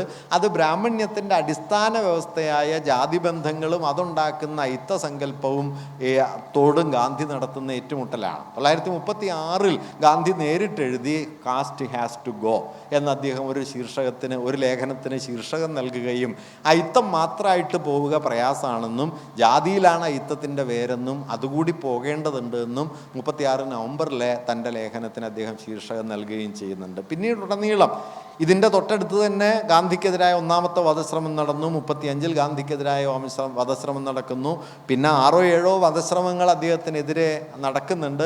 അവസാനത്തേതിലാണ് അദ്ദേഹം കൊല്ലപ്പെടുകയും ചെയ്യുന്നത്. അപ്പം ഇങ്ങനെ ഗാന്ധിയും ഗുരുവും തമ്മിലുള്ള കൂടിക്കാഴ്ചയുടെ മൗലികമായ പ്രാധാന്യം എന്താണെന്ന് വെച്ച് കഴിഞ്ഞാൽ വൈക്കം സത്യാഗ്രഹം ഉയർത്തിക്കൊണ്ടുവരാൻ ശ്രമിച്ച അടിസ്ഥാനപരമായ ഒരു സമീക്ഷ സാമൂഹിക സ്വാതന്ത്ര്യത്തിൻ്റെ അഭാവത്തിൽ ഇന്ത്യയുടെ രാഷ്ട്രീയ സ്വാതന്ത്ര്യം അർത്ഥശൂന്യമായിരിക്കും എന്ന കാര്യം. ആ കാര്യം ഗാന്ധിയെ തന്നെ ആഴത്തിൽ ബോധ്യപ്പെടുത്തുന്ന, ഒരുപക്ഷെ ഗാന്ധി പിൻപറ്റുന്ന അദ്ദേഹത്തിൻ്റെ ദൈവഭാവനയെയും ആധ്യാത്മിക ബോധത്തെയും തന്നെ സ്പർശിച്ചുകൊണ്ട് ഇക്കാര്യം ഗാന്ധിയോട് വിശദീകരിക്കുന്ന ഒരു സംഭാഷണമായിരുന്നു ഗുരുവുമായുള്ള അദ്ദേഹത്തിൻ്റെ കൂടിക്കാഴ്ച. അതിന് ഇമ്മീഡിയറ്റായ ഒരു പ്രതികരണം ഗാന്ധിയിൽ നിന്നുണ്ടായി എന്ന് നമുക്ക് നോക്കിയാൽ കാണാൻ പറ്റില്ല. പക്ഷേ ഗാന്ധിയുടെ പിൽക്കാല ബോധപരിണാമത്തിൽ അത് വളരെ പ്രധാനപ്പെട്ട പങ്ക് വഹിച്ചിട്ടുണ്ട് എന്നതിൽ സംശയമില്ല. ഇങ്ങനെ നമ്മുടെ ദേശീയ സ്വാതന്ത്ര്യത്തിൻ്റെ തന്നെ ഉള്ളടക്കത്തെയും ദേശീയ പ്രസ്ഥാനത്തിൻ്റെ പ്രവർത്തന രീതികളെയും വഴിതിരിച്ചു വിടുകയും ഒരുപക്ഷെ ഇന്ത്യൻ ഭരണഘടനയിലേക്ക് കാലത്ത് വന്നു കയറിയ സാമൂഹിക സ്വാതന്ത്ര്യം എന്ന സങ്കല്പത്തെ, ദേശീയ പ്രസ്ഥാന സങ്കല്പത്തെ, ഭരണഘടനാ മൂല്യ സങ്കല്പത്തെ ഒക്കെ രൂപപ്പെടുത്തുന്ന അടിസ്ഥാനപരമായ ഒരു ആലോചനയുടെ സന്ദർഭമായിരുന്നു ഗാന്ധിയും ഗുരുവും തമ്മിലുള്ള കൂടിക്കാഴ്ച എന്നത്. ഒപ്പം തന്നെ ഞാൻ ഈ നേരത്തെ പറഞ്ഞതുപോലെ വർണ്ണം എന്ന സങ്കല്പത്തെ അടിസ്ഥാന തലത്തിൽ ചോദ്യം ചെയ്യുന്ന ഒരു കാഴ്ചപ്പാട് ഗുരു മുമ്പോട്ട് വയ്ക്കുന്നതും ഇതുമായി ബന്ധപ്പെട്ട ആലോചനയിലാണ്. ആ വർണ്ണസങ്കല്പത്തെ കൂടി ചോദ്യം ചെയ്തുകൊണ്ടല്ലാതെ വാസ്തവത്തിൽ ഇന്ത്യൻ ജാതി വ്യവസ്ഥയ്ക്കെതിരായ നിശിതമായൊരു വിമർശനം ഉയർത്തുക സാധ്യവുമായിരുന്നില്ല. അങ്ങനെ ഗാന്ധിയുടെ തന്നെ ഒരു വിമർശനം കൂടിയായി, പ്രത്യക്ഷത്തിൽ താർക്കികമായൊന്നും ഗാന്ധിയോട് ഏറ്റുമുട്ടുന്നില്ല. അവിടെ ഒരു സന്ദർഭത്തിൽ ഗുരു ഗാന്ധിയോട് പറയുന്നുണ്ട് എല്ലാ മതങ്ങളിലും മോക്ഷമാർഗങ്ങളുണ്ട് എന്ന ആ സന്ദർഭത്തിൽ ഗാന്ധി ഗുരുവിൽ നിന്ന് ഇക്കാര്യം സംബന്ധിച്ച് ഞാൻ അങ്ങയിൽ നിന്ന് കൂടുതൽ അറിയാൻ ആഗ്രഹിക്കുന്നുണ്ട് എന്ന് പറയുന്ന സമയത്ത് ഗുരു പറയുന്നത് മതസംബന്ധിയായ കാര്യങ്ങളിൽ ഗാന്ധിയോടൊരു തർക്കത്തിന് നാം മുതിരുന്നില്ല എന്നാണ് ഗാന്ധിയോട് ആ സമയത്ത് ഗുരു പറയുന്നൊരു വാക്യം. ഗുരു ആ ഒരു തർക്കത്തിലേക്ക് നേരിട്ട്, തർക്കമില്ല എന്നല്ല പറഞ്ഞത്, തർക്കത്തിന് നാം മുതിരുന്നില്ല എന്ന് പറഞ്ഞ് ഗുരു അതിൽ നിന്ന് തൽക്കാലം പിൻവാങ്ങുകയാണ് ചെയ്യുക. അങ്ങനെ താർക്കികമായിട്ടല്ല ഗുരു അതിനെ നേരിട്ടത്. പക്ഷേ പിന്നീട് ഗാന്ധി തന്നെ രേഖപ്പെടുത്തിയതുപോലെ വലിയൊരു ബോധ നവീകരണത്തിന് ഗാന്ധിയെ പ്രേരിപ്പിക്കുന്ന ഒന്നായിട്ട് ആ കൂടിക്കാഴ്ച മാറിത്തീരുകയും ചെയ്തു. ഇന്നത്തെ നിലയിൽ എന്താണ് ഇതിൻ്റെ ഒരു പ്രാധാന്യം എന്നുകൂടി പറഞ്ഞ് ഞാനിത് അവസാനിപ്പിക്കാം. ഇന്നിപ്പോൾ വൈക്കം സത്യാഗ്രഹം മാത്രമല്ല, നമ്മുടെ ദേശീയ പ്രസ്ഥാനമാകമാനം രൂപപ്പെടുത്തിയ ആശയാവലികളും അത് ഇന്ത്യൻ ഭരണഘടനയിലേക്ക് കൊണ്ടുവന്ന മതനിരപേക്ഷത എന്ന സങ്കല്പവും സാമൂഹിക സ്വാതന്ത്ര്യം എന്ന സങ്കല്പവുമൊക്കെ അതിൻ്റെ ചരിത്രത്തിലെ ഏറ്റവും ഭീമാകാരമായ വെല്ലുവിളിയെ നേരിടുന്നൊരു ഘട്ടത്തിലാണ് നാം ഈ കൂടിക്കാഴ്ചയുടെ ശതാബ്ദിയിലെത്തുന്നത്. ഇപ്പോൾ ഏറ്റവും ഒടുവിൽ പാസ്സായ വഖഫ് ബില്ല് നോക്കിയാലും ഇന്ത്യയിൽ മുസ്ലിങ്ങൾക്കെതിരായി കഴിഞ്ഞ ഒരു പതിറ്റാണ്ടിനിടയിലുണ്ടായ നിയമനിർമ്മാണങ്ങൾ നോക്കിയാലും ഇന്ത്യ ഒരു മതരാഷ്ട്രമായി കഴിഞ്ഞിരിക്കുന്നു എന്നതിൽ ഇനി വലിയ സംശയത്തിനൊന്നും ഇടയില്ല. നിങ്ങളൊരു മതത്തിൽപ്പെട്ട ആളാണ് എന്നത് നിങ്ങളെ വേട്ടയാടുന്നതിനുള്ള ഉപകരണമായി തീരുന്ന ഏതാണ്ട് എല്ലാ സാഹചര്യങ്ങളും ഇന്ത്യയിൽ ഉണ്ട്. വഖഫിനെ കുറിച്ച് സഞ്ജീവ് ഖന്ന തന്നെ ചോദിച്ച ചോദ്യം, വഖഫ് ബോർഡിൽ എങ്ങനെയാണ് അമുസ്ലിങ്ങളായ ആളുകൾ അംഗങ്ങളാവുക എന്ന ഏറ്റവും ലളിതമായ ചോദ്യം. ആ ചോദ്യമാണ് അദ്ദേഹം ചോദിച്ചത്. അതായത് ക്ഷേത്രഭരണ സമിതിയിൽ ഹിന്ദുക്കളല്ലാത്തവർ അംഗങ്ങളാകുന്നുണ്ടോ എന്ന ഒരു ചോദ്യം. അതിന് തുഷാർ മേത്ത പറഞ്ഞ മറുപടി ശ്രദ്ധിക്കേണ്ടതാണ് കേട്ടോ. അങ്ങനെയാണെങ്കിൽ നിങ്ങളുടെ ബോർഡിന് ഇതെടുക്കാൻ കഴിയില്ല എന്ന് ആണ് തുഷാർ മേത്ത ഇന്ത്യയുടെ എന്താ പറയുക കേന്ദ്രമന്ത്രിസഭയുടെ നിയമകാര്യ പ്രതിനിധിയായിട്ടുള്ള ആൾ പറഞ്ഞത്. ആ വാദമാണ്.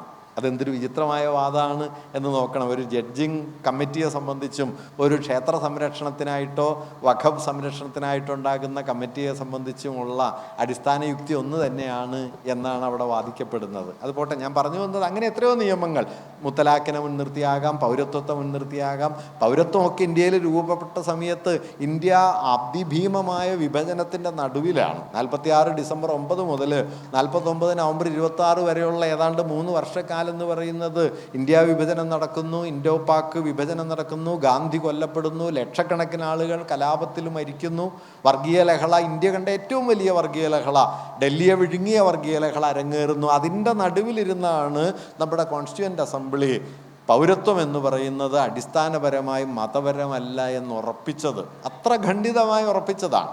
അതിൻ്റെ എതിരെ പൗരത്വത്തിൻ്റെ ആധാര തത്വങ്ങളിലൊന്നായിട്ട് മതം മാറിക്കഴിഞ്ഞിരിക്കുന്നു. പൗരത്വത്തെ നിർവചിക്കാൻ മതം വരുന്നു എന്നതിൻ്റെ ഒരേ ഒരു അർത്ഥം രാഷ്ട്രം മതരാഷ്ട്രമാകുന്നു എന്നാണ്. ബാക്കിയൊക്കെ പിന്നീട് വരുന്നതാണ്.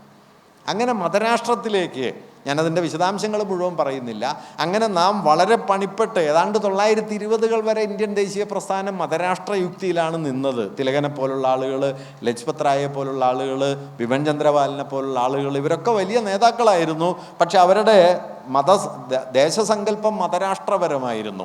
അതിൽ നിന്ന് മാനുഷികമായ മതനിരപേക്ഷമായ ഒരു രാഷ്ട്രമെന്ന സങ്കല്പത്തിലേക്ക് മാറി വരുന്നത് 20-കൾ മുതലുള്ള കാൽനൂറ്റാണ്ട് കൊണ്ടാണ്. 100% മാറിയെന്നല്ല, പക്ഷെ അടിസ്ഥാനപരമായ ഒരു ഷിഫ്റ്റ് ഈ ഘട്ടത്തിൽ സംഭവിച്ചു. അങ്ങനെ രൂപപ്പെട്ട നമ്മുടെ ഭരണഘടനയും നമ്മുടെ രാഷ്ട്രസങ്കല്പവും ഏതാണ്ട് പൂർണ്ണമായി അട്ടിമറിക്കപ്പെട്ട് അതിൻ്റെ മുഴുവൻ വിധാനങ്ങളും മതപരവും വർഗീയവും അങ്ങേയറ്റം വിഭാഗീയവുമായ ഒന്നായി തീർന്ന സ്ഥിതി നമുക്കിപ്പോൾ കാണാൻ പറ്റും. സാമൂഹിക സ്വാതന്ത്ര്യം എന്ന് പറയുന്നത്, ജാതിയിൽ നിന്നുള്ള വിടുതി എന്നെല്ലാം പറയുന്നത്, അതുണ്ടാക്കുന്ന അവമതിപ്പിൽ നിന്നുള്ള മാനുഷിക സ്വാതന്ത്ര്യം, മനുഷ്യാന്തസ് എന്നെല്ലാം പറയുന്നത് സ്വാതന്ത്ര്യപ്രാപ്തിയുടെ 8 പതിറ്റാണ്ട് പിന്നിടുമ്പോൾ അപ്പുണ്ടായതിനേക്കാൾ എത്രയോ ഭീമാകാരമായ നിലയിൽ പിന്നിലയിലാണ്. ഹത്രാസിൽ ആ കുഞ്ഞിൻ്റെ, ആ പെൺകുട്ടിയുടെ അച്ഛനും അമ്മയും ഒക്കെ വേട്ടയാടപ്പെടുകയും കൊല്ലപ്പെടുകയാണ് ചെയ്യുന്നത്.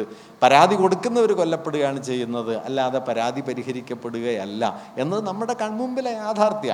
അപ്പോൾ രാഷ്ട്രീയ സ്വാതന്ത്ര്യത്തിൻ്റെ മണ്ഡലത്തിലായാലും സാമൂഹിക സ്വാതന്ത്ര്യത്തിൻ്റെ മണ്ഡലത്തിലായാലും ദേശീയ പ്രസ്ഥാനം ഉയർത്തിക്കൊണ്ടുവന്ന നമ്മുടെ ഭൂതകാലം രൂപപ്പെടുത്തിയ ഏറ്റവും മൗലികമായ ചില മികവുകളെ സമ്പൂർണമായി റദ്ദാക്കുന്ന നൃശംസമായ ഒരു ഇരുട്ട് നമ്മെ വലയം ചെയ്യുന്നൊരു ഘട്ടത്തിലാണ് സാമൂഹിക സ്വാതന്ത്ര്യവും രാഷ്ട്രീയ സ്വാതന്ത്ര്യവും ചേർന്ന ഒരു സന്ദർഭത്തെക്കുറിച്ചുള്ള ഓർമ്മപ്പെടുത്തലായിട്ട് ഈ കൂടിക്കാഴ്ച നമ്മുടെ മുമ്പിൽ വരുന്നത്. അങ്ങനെ തന്നെയാണ് ഓർക്കേണ്ടത്. അല്ലാതെ 100 കൊല്ലം മുമ്പ് 2 വലിയ ആളുകൾ കണ്ടുമുട്ടിയിരുന്നു, അവർ ചില കാര്യങ്ങൾ ചർച്ച ചെയ്തിരുന്നു എന്ന ഒരു ഭൂതകാല സ്മരണ മാത്രമായാൽ അതിന് അർത്ഥമൊന്നും ഉണ്ടാവില്ല. ആ ഭൂതകാല സ്മരണയ്ക്കപ്പുറം നമ്മെ പ്രചോദിപ്പിക്കുന്ന, നമ്മുടെ ജീവിതത്തിൽ ഇടപെടുന്ന ഒരടിസ്ഥാന പ്രേരണയായി, നമ്മെ പ്രവൃത്തിയിലേക്ക് കൊണ്ടുപോകുന്ന ഒരു പ്രേരണയായി, വർഗീയതയുടെ, മതഭ്രാന്തിൻ്റെ ഈ വിഷലിപ്തമായ അന്തരീക്ഷത്തിനെതിരെ നിവർന്നു നിൽക്കാൻ നമുക്ക് ശക്തി തരുന്ന ഒരു ഓർമ്മയായിട്ട് ഈ ശതാബ്ദി സ്മരണയെ മാറ്റി തീർക്കാൻ നമുക്ക് കഴിയണം. അല്ലെങ്കിൽ ഇതൊരു തറവാടിത്ത ഘോഷണം പോലെയായിട്ട് മാറിത്തീരും. എടശ്ശേരി പറഞ്ഞതാണ് അതിൽ ഏറ്റവും ശരിയായ വാക്ക്. ഈ തറവാടിത്ത ഘോഷണത്തെക്കാൾ വൃത്തികെട്ടതായി മറ്റൊന്നുമില്ല. അതുകൊണ്ട് 100 കൊല്ലത്തിന് മുമ്പുള്ള ഈ മഹിമ പറയലല്ല, ആ മഹിമയെ നമ്മുടെ കാലത്തെ പ്രവൃത്തിയാക്കി എങ്ങനെ മാറ്റാൻ കഴിയും എന്നാലോചിക്കലാണ് വാസ്തവത്തിൽ ഗാന്ധി ഗുരു സംവാദത്തെക്കുറിച്ചുള്ള നമ്മുടെ ഓർമ്മയുടെ അടിസ്ഥാനപരമായ ഒരു പ്രേരണയാകേണ്ടത് എന്നാണ് ഞാൻ കരുതുന്നത്. നിങ്ങൾക്ക് എൻ്റെ നമസ്കാരം.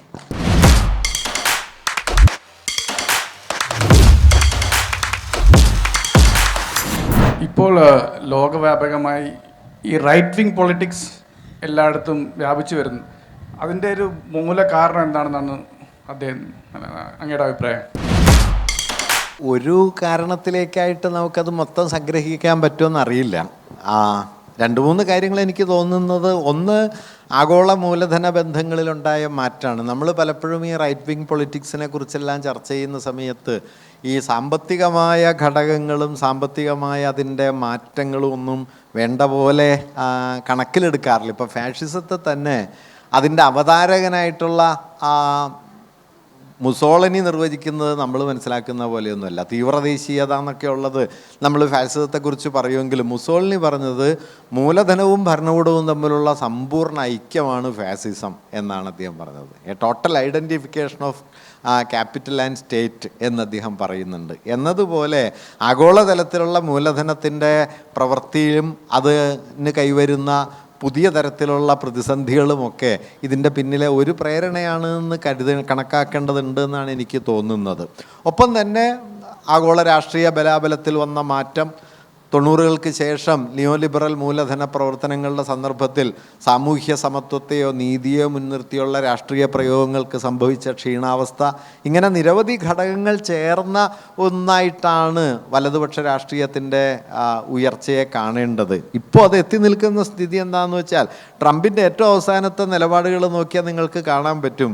25 കൊല്ലം മുമ്പ് അല്ലെങ്കിൽ 3 പതിറ്റാണ്ട് മുമ്പ് ഗ്ലോബലൈസേഷൻ എന്ന തത്വം മുമ്പോട്ട് വെച്ച് ആഗോള വിപണി, തുറന്ന കച്ചവടം, സ്വതന്ത്ര വ്യാപാരം എന്നെല്ലാം ഒരു ആദർശമായി അവതരിപ്പിച്ചവർ തന്നെയാണ് ഇന്ന് വിപണി അടച്ചു പൂട്ടിയിട്ട് ഇങ്ങോട്ടാരും വരേണ്ടതുമില്ല, ഇങ്ങോട്ട് ഒരു സാധനം കടത്താൻ അനുവദിക്കുകയില്ല എന്ന് പറഞ്ഞ് വാസ്തവത്തിൽ ആഗോള വിപണിയും സ്വതന്ത്ര വ്യാപാരവും എന്നുള്ള തത്വം സമ്പൂർണ്ണമായ ഒരു പരാജയമായിരുന്നു എന്നുള്ളതിൻ്റെ പ്രഖ്യാപനം കൂടി വാസ്തവത്തിൽ ഇന്ന് നമുക്കിതിൽ കാണാൻ കഴിയും. അത് അവർ തന്നെ സമ്മതിക്കുന്നതിൻ്റെ ഒരു യുക്തി കൂടി വാസ്തവത്തിൽ ഇതിനകത്തുണ്ട്. ഞാൻ പറഞ്ഞത് ഈ വലതുപക്ഷ രാഷ്ട്രീയത്തിൻ്റെ ആഗോളതലത്തിലുള്ള ശക്തിപ്പെടലിനെ അങ്ങനെ ഈ ഘടകങ്ങളോടുകൂടി ബന്ധിപ്പിച്ച് ആലോചിക്കേണ്ടതുണ്ട്. 90കൾക്ക് ശേഷമുള്ള അന്താരാഷ്ട്ര ബന്ധങ്ങളിൽ ശാക്തിക ബലാബലത്തിൽ വന്ന മാറ്റം അതിലൊരു പങ്കുവഹിക്കുന്നുണ്ട്. അങ്ങനെ നിരവധി ഘടകങ്ങളുണ്ട്. ഏതെങ്കിലും ഒരു കാരണത്തിലേക്ക് അതിനെ ചുരുക്കാൻ പറ്റുമെന്നറിയില്ല. ഞാൻ പിന്നെ ഖണ്ഡിതമായൊരു ഉത്തരം പറയാൻ പാകത്തിന് ഞാൻ ആ വിഷയം പഠിച്ചിട്ടുമില്ല കേട്ടോ. എൻ്റെ ഒരു പ്രാഥമിക ധാരണയിൽ ഞാനത് പറഞ്ഞു.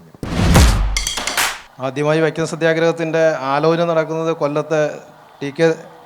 മാധവൻ്റെ ദേശാഭിമാനി പത്രത്തിൽ വെച്ച് 1923 എൻ്റെ ഒരു ധാരണ. അത് കഴിഞ്ഞിട്ടാണ് അദ്ദേഹം തിരുനെൽവേലി പോയി ഗാന്ധിജിയെ കാണുന്നത്. പിന്നീട് ഇതിൻ്റെ വൈക്കം സത്യാഗ്രഹത്തിൻ്റെ തീരുമാനം എടുത്തതിന് ശേഷം ഇവിടെ തൊട്ടപ്പുറത്ത് ഓച്ചിറ വെച്ചാണ് എൻ്റെ ആദ്യ പ്രഖ്യാപനം നടക്കുന്നത്. ശ്രീനാരായണ ഗുരു ഈ ട്രെയിനിൽ വെച്ച് ഈ വൈക്കം സത്യാഗ്രഹത്തിൽ ആളിനെ കടത്തിയില്ലെങ്കിൽ, ആ പലകയ്ക്ക് അപ്പുറത്തേക്ക് കടത്തിയില്ലെങ്കിൽ ചാടിക്കിടക്കാൻ പറഞ്ഞു കാണാനുള്ള എല്ലാ സാധ്യതയുണ്ട്. കാരണം വെച്ചാൽ അദ്ദേഹം 1888 വെല്ലുവിളിച്ചുകൊണ്ടാണല്ലോ ഈ പ്രതിഷ്ഠ നടത്തുന്നത്. അപ്പോൾ അദ്ദേഹത്തിന് അങ്ങനെ ഒരു മൈൻഡ് ഉണ്ടായിരുന്നു. അത് ഈ ടി.കെ. മാധവൻ്റെ ഒരു ജീവചരിത്രത്തിൽ അത് കൃത്യമായി അത് രേഖപ്പെടുത്തിയിട്ടുണ്ടെന്നാണ് എനിക്ക് തോന്നുന്നത്. അല്ല, ഗുരുവുമായുള്ള സംഭാഷണം എന്ന നിലയിൽ അങ്ങനെ ഒരു വാർത്ത വരികയും അച്ചടിച്ച് വരികയും ചെയ്തിട്ടുണ്ട്. പക്ഷേ ഗാന്ധി അതിൽ ഒരുപക്ഷെ ഗുരു അങ്ങനെ കരുതിയിട്ടുണ്ടോ ഇല്ല എന്ന് പറയാൻ ഞാൻ മുതിരുന്നുമില്ല. ഗുരുവിന് അങ്ങനെ ഒരു ധാരണ ഉണ്ടാവണം. നിരന്തരമായി അദ്ദേഹം പറയുന്നുണ്ട്, ഈ വെള്ളത്തിൽ ഇങ്ങനെ നിന്നാൽ മതിയോ എന്നൊക്കെ ഗുരു ചോദിച്ചതായിട്ട്, അങ്ങോട്ട് കടക്കണ്ടേന്ന് ഗുരു ചോദിച്ചതായിട്ടൊക്കെ ആ സംഭാഷണത്തിലുണ്ട്. പക്ഷേ ഗാന്ധി ഭിന്നാഭിപ്രായം പറഞ്ഞ സമയത്ത് ആ അഭിമുഖം തന്നുമായി സംസാരിച്ചോ തൻ്റെ സമ്മതത്തോടെയോ പ്രസിദ്ധീകരിച്ചതല്ലെന്നും അഭിമുഖകാരൻ അദ്ദേഹത്തിൻ്റെ യുക്തിക്കനുസരിച്ച് നൽകിയതാണ് എന്നുള്ളൊരു വിശദീകരണം ഗുരു നൽകിയിട്ടുണ്ട്. അത് നമ്മൾ അതിനെ കൂടി കാണണമല്ലോ. എന്നതുകൊണ്ട് ഗാന്ധിയുടെ സമര രീതികൾ അതേപടി ഗുരു അംഗീകരിച്ചിരുന്നു എന്ന് കരുതേണ്ടതില്ല. എന്തായാലും അവർക്കിടയിലുള്ള അഭിപ്രായ വ്യത്യാസങ്ങൾ പ്രധാനമാണ്. ആ അഭിപ്രായ വ്യത്യാസം ഞാൻ ഈ പറഞ്ഞ പല കാര്യങ്ങളിലും കാണാം. പക്ഷേ അതെല്ലാം നിൽക്കെ തന്നെ ഞാൻ ഈ നേരത്തെ പറഞ്ഞതുപോലെ ഗാന്ധിയുടെ വീക്ഷണത്തെ പിൽക്കാലത്ത് ആകമാനം രൂപാന്തരപ്പെടുത്തുന്നതിൽ ഈ സംഭാഷണങ്ങൾക്ക് താരതമ്യേന പ്രധാനപ്പെട്ട ഒരു പങ്ക് ഉണ്ട് താനും. ഒരു കാര്യം കൂടിയുള്ളത്, ഗാന്ധിയെ സംബന്ധിച്ച് നമ്മൾ കാണേണ്ട ഒരു കാര്യം, ഗാന്ധി മാറിക്കൊണ്ടേയിരുന്ന ഒരാളാണ്. ഗാന്ധി നിന്നിടത്ത് നിന്ന ഒരാളെയല്ല. ഗാന്ധി തൻ്റെ വീക്ഷണങ്ങളെ നിരന്തരം മാറ്റിയ ഒരാളാണ്. അങ്ങനെ മാറ്റുന്നുണ്ടെന്ന് പറയാൻ ഒരു മടിയുമില്ലാത്ത ആളാണ്. അദ്ദേഹത്തിന് ബോധ്യപ്പെട്ട കാര്യങ്ങളിൽ നിരന്തരം പരിണമിച്ച ഒരാളാണ്. അതുകൊണ്ടാണ് വർണ്ണം ശരിയാണ്, ജാതി ശരിയാണെന്ന് കരുതിയ ഗാന്ധി അത് ശരിയല്ല എന്ന നിലപാടിലെത്തിയത്.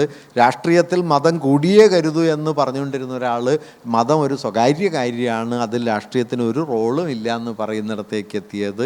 അങ്ങനെ നിരന്തരം മാറുന്ന ഒരു ജീവിതം ഗാന്ധിയെ സംബന്ധിച്ച് ഉണ്ട്. ഈ വീക്ഷണത്തിൽ മാറ്റം വന്നിട്ടുണ്ട് എന്നതും നമ്മൾ കാണേണ്ടതുണ്ട്.